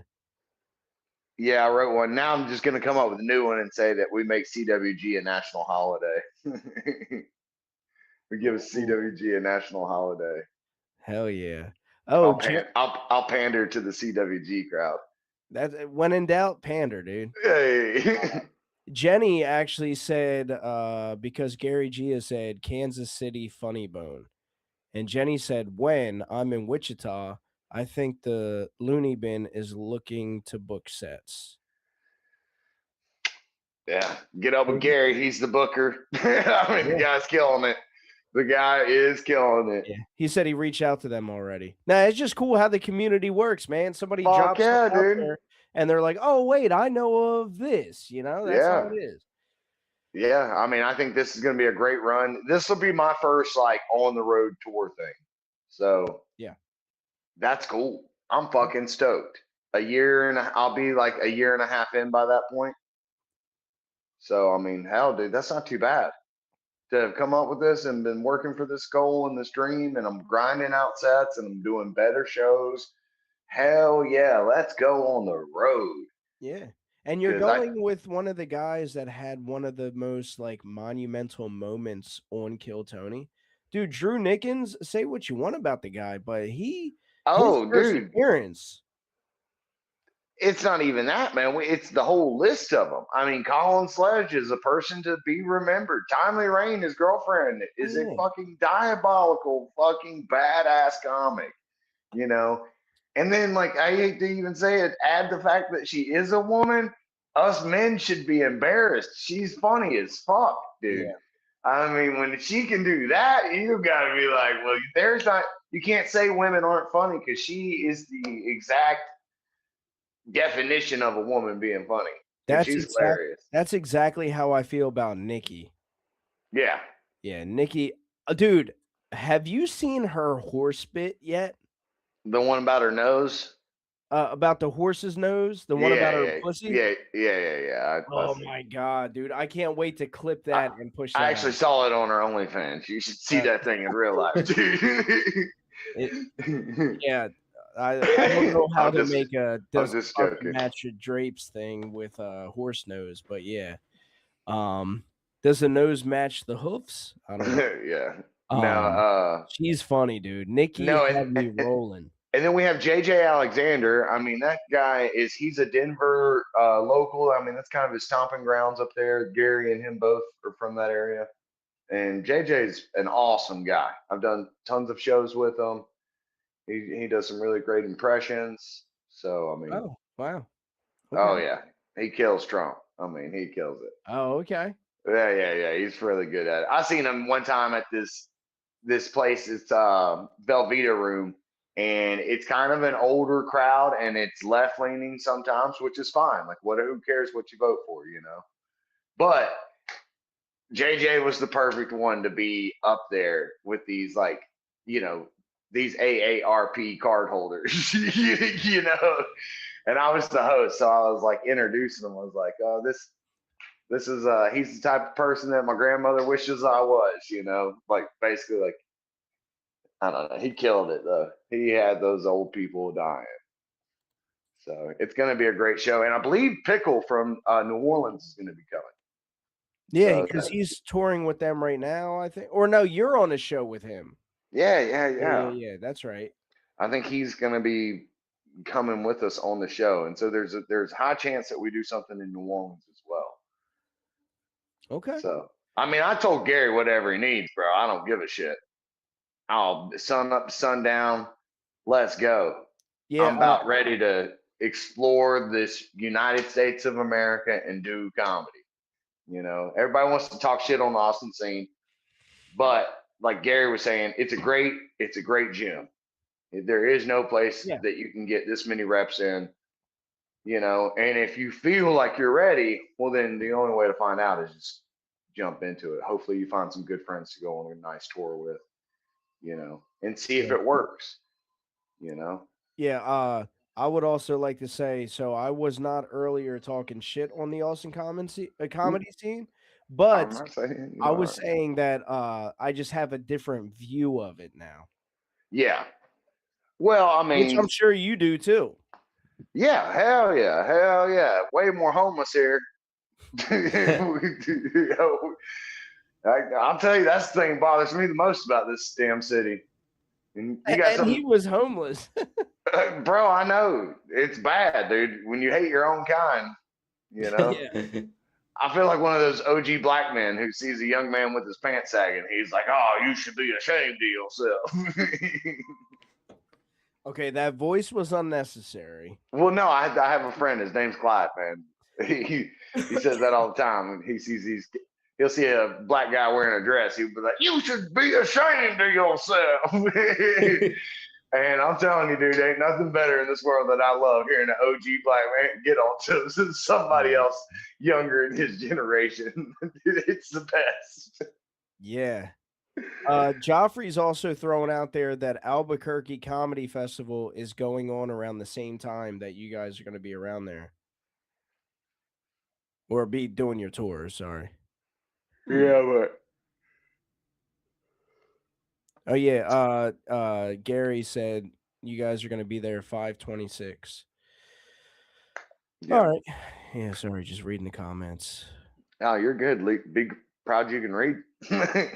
Yeah. I read a little slow, but I get there. I did shoot a podcast this week. It should be coming out by about Sunday. With who? So a young man named Trevor. He's new to town from Chicago. He's like a hockey player, and I was one of the first people he met here in town. So he's trying to like get the interviews in chronological order of how he met people. Yeah. Sweet. So yeah, I mean, how'd it go? Oh, we got super high. He had a fucking badass bong there. It's like one of those freeze pipe bongs, and we got lit. Nice. I had probably about 4 beers. Real quick, speaking of reading the comments, I did tally up the votes for our first event this evening. Okay. And the results depend on Offender's answer to this question. When you said, "I'm voting for the Temu bounty guy," you know, the paper towels, who were you referring to by that? The guy with the beard and the polo shirt, or the shirt. Oh, You were talking about George. Yeah. Okay. No, I think you meant Brawny, not Bounty, but okay. All Yeah. right. Still, that makes it a tie. Oh shit. Well, then they have to come on again. Well, there you have it. The only way we get rid of that. Okay. That one guy did pretty good though, man. He had a good joke. It cracked me up pretty hard. Oh, and then also, the funniest thing I seen was that damn not in Utah.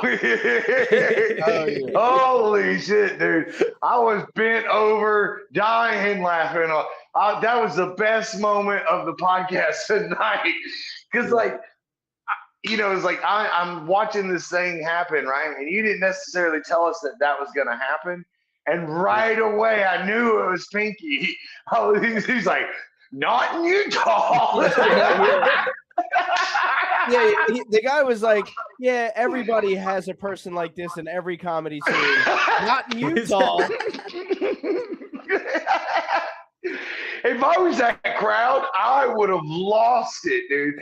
Like, I would have pissed my pants so hard, dude. Dude, as you can imagine, that crowd was feeling uncomfortable because it's like very. And you're the one that said, "Yeah, can't you just like change the cloud?" Yeah, change the cloud over her head because he's Jewish. Yeah, I mean, shit, dude. CWG is not. You know, you better have thick skin. Yeah, we were definitely a different crowd than who was planning on being there. Yeah. Like, I feel like there are a lot of, and you know, I'm like apolitical, so it doesn't matter to me. But I'm just telling you what the crowd was. It was like a lot of liberal, Jewish. Hell yeah. You get the crowd that I'm saying. Yeah, Hitler's favorite. Yeah, but very, very PC. Very not wanting to hurt each other's feelings and shit. And I was like, I thought we were in fucking New York, baby. Let's go. Yeah. See, that's why I want to go to Chicago. See, I heard if you suck in Chicago, they chew you up and spit you out. You know, I'm down for the art of comedy. Like that's honestly to me, like, yeah, I've started here in Austin, but at the same time, I like going to different spots. I like seeing how their comedy scene works there, and I like it when they like you. That's a fun feeling when people will be like, "Oh, be careful, this place is PC." Like Denver, people said that about Denver, but I did my sets up there, not a fucking issue. The bartenders and the staff were like, "Holy shit, kid, you are funny as hell," you know. Yeah. And it's like, it's not that I'm being offensive, you know, but there is a borderline to it, and I like to dance with that. I like to Yeah. damn take you on through there and let you think I'm gonna fuck you in the ass, but then all of a sudden you're like, oh man, this guy's making sweet love to me. Mm. You know, he's asking for my permission. This is nice, dude. This guy is doing it nice. You know, sorry. Yeah. Shout This out guy Lexi. brought the KY. Yeah. Just joking around, guys. I'm sorry. I smoked a big fat joint before I got on here. I Got me think high that as every hell. guest we've had all night has done the same thing. Nice. Yeah. Seemed like Skankfest is gonna be sick. I hope every one of you motherfuckers is really making the plans. Don't be bullshitting us now. I already called off work. Okay, that's right. See, Harmon's already planning on getting fired right around November. So we got this. We got to come up with some unemployment money for him. Actually, yeah, that's a great idea because honestly, if I don't pass these tests by April 15th, I don't have a job anyway. So, yeah, we're good. I'll be there. No, but yeah, everybody be thinking on that. And then I was looking into some Airbnbs. Just thinking about that. It is a little bit expensive, but might be well worth it. Yeah. Yeah, I absolutely, I can't do it. It's too close to finals week for like the second to last semester of school, but I will do everything within my power to support it. He's like, "What? You're trying to plan for your future?" No, I'm just saying, like, what if all you had to do is just get down there? I still have school. Trust me, it's all like school. It's all for the greater good. It's for a greater CW. Yeah. Where's Charlie Kirk when you need him, dude? He'll tell you all about how college is a fraud. Mm-hmm. Apparently, he's too busy making gurgling sounds. That's fucked up. Isn't that crazy that very PC New York, like, that's how they Oh, are? yeah. They Well, can it's make all jokes within like the that. bounds of it. You can talk about shitting on Trump's face, dude. They would be loving that shit. They were like, oh, God, this is the greatest comedy in the world. Yeah. I swear I have a piece of beard here. It looked like there for a second that I didn't. And I had like, Oh, yeah, like you were going for the Wolverine look. yeah. Yeah. You see the picture of my twin? Yeah. Yeah, I Bro. legitimately didn't know which one was you. Yeah. Crazy. I was like, yo, if anybody comes up here and says that I heard you fuck Juanita, just go with it, okay? Yo. Oh, that was the joke of the night right there, dude.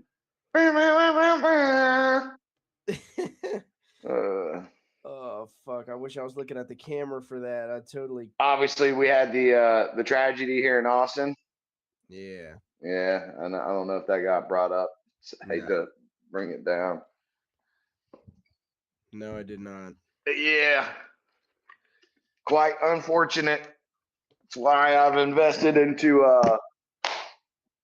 some gear for when I go sign up and kill Tony. Yeah. Did you wear that out there? Oh, hell yeah. Oh, okay. I thought you were just joking around with that. No, I carried it with me. I had it in my hands. Everybody's like, what's up with that? I was like, never be too safe. Mm-hmm. Fuck that. Mm-hmm. It's all fun and games, so you actually need it, you know? Yeah. Like the old thing your dad used to tell you about a condom.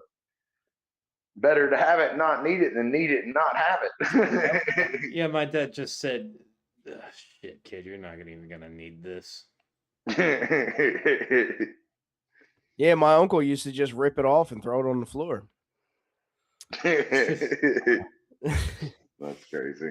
Yeah, no, but that's crazy. It is nuts with the stuff going on in the world right now. I mean, we're fucking blowing some shit up, dude. These guys are not playing. What so how do you dodge the World War III draft? Oh, okay. How do I dodge the World War III draft? I insist. What was it? I keep insisting on taking pictures of the recruiter's feet, and then I was saying like, "This is what Harmon's gonna do." Absolutely. Yeah. What was the other one? How did Phil afford the Barely A tour? That one, I said that he worked for the CIA. Oh yeah, that's right. Yeah. And then create your own concept. You have any good concepts? Good concepts. Oh, fuck, Mary, kill. CWG. Oh yeah, that's right, dude. I like that one. I don't know. We still might. You don't have to set it to 3 people. It could just be any 3, but then they have to give the reason. Okay. You know what I mean? That's where the funny is going to be at, is in the reason. Okay. Yeah. All right, we'll do that. I'm going to be honest. I'm killing Phil first because it's more like he kills us first. I don't know, man. I have my eye on Brian Lewis. Nah. See, Brian can only stalk you if you're dead, so he needs Phil to complete the job. As long as you're living, Brian can't stalk you. Let me think. Yeah, for those of you guys that are watching that don't know, Brian Lewis has a fascination with dead people. Not in a creepy way, though. We've never like caught him humping a body, but he definitely knows where a lot of dead people have lived or where they're buried, and he likes checking them out. It's one of the unique things about him. I think it's awesome. No one talked about that. He stayed at Nikola Tesla's thing. Yeah. Yeah, like in the hotel room. He couldn't get the exact room, but he stayed on the same floor. Yeah. Yeah, that dude was in there on some high psychedelics, just masturbating away, just. Also, he had like these blue capsule mushrooms that he was just popping the whole time. Yeah, and he was like, "Oh, these things are." You have to understand. They're a fucking avatar mushroom, dude. What? Seeing him in person, like, is different than on the podcast. Me and Talmadge were talking about that, but he was just like, "Oh yeah, these are like super strong. You only need like 1 gram. They'll blast you off into space." And Nikki was like, "Well, damn, big fella, how many do I take?" And he was like, maybe like 11." And we were like, "Dude, 11, that's like 2.5 grams." He was like, "Okay, maybe like 10." And we were like, "No." And it got all the way down. He was like, "You probably be good with 3."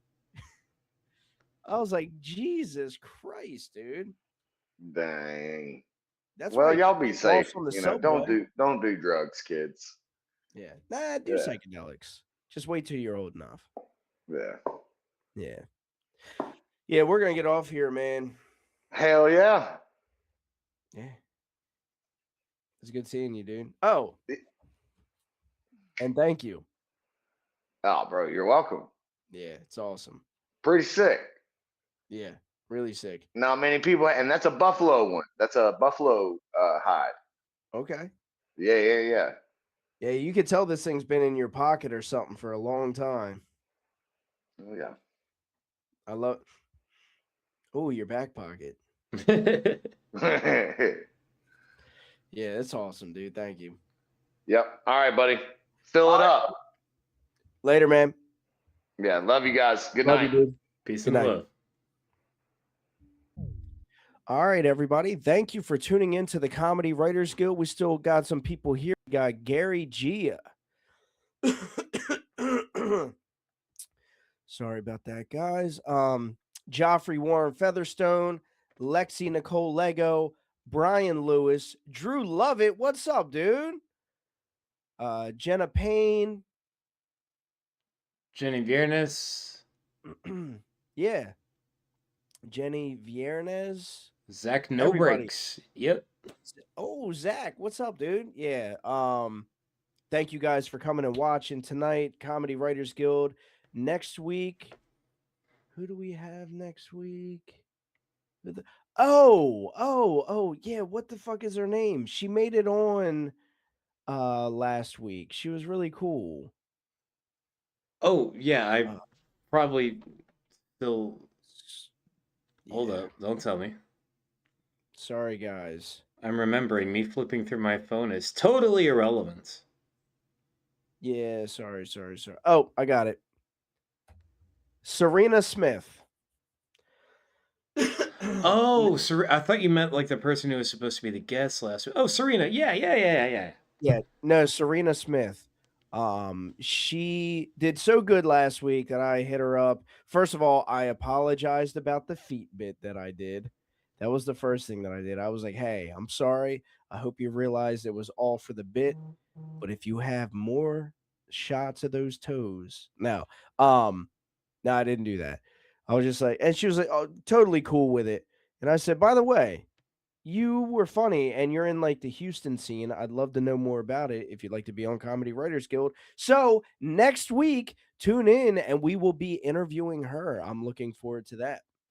So special shout out to our special guest tonight, who was Evan Connolly, and our two dudes that came on and battled it out. You guys tied. We will have you back on at some point. Travis, do you have anything you want to say?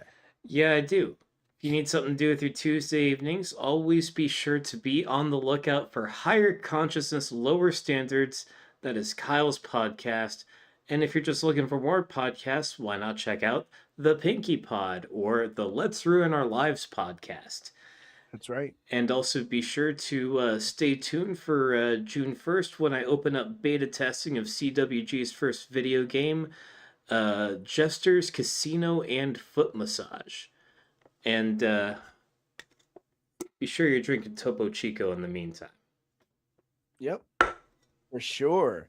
And then also, Pinky is going to be doing a comedy fight club. And he wanted me to say that. I think that's going on right now because he said it should be done premiering when you're done with CWG. So if you want to see some more after this, if you still have some energy in you and you want to stay awake, hit up Luke Hokenberg, aka Pinky, and see what the Comedy Fight Club is all about. I'm interested in knowing. Not interested in watching because I'm about to hit the sack and then go to bed. All right, guys. We will see you next Thursday. Love. And peace. Bye-bye. Could you call them a bunch of cocksuckers for me? They're all a bunch of cocksuckers, but they did a great job tonight. That's right. I love you. You brother. did a great job. Love you, Joey.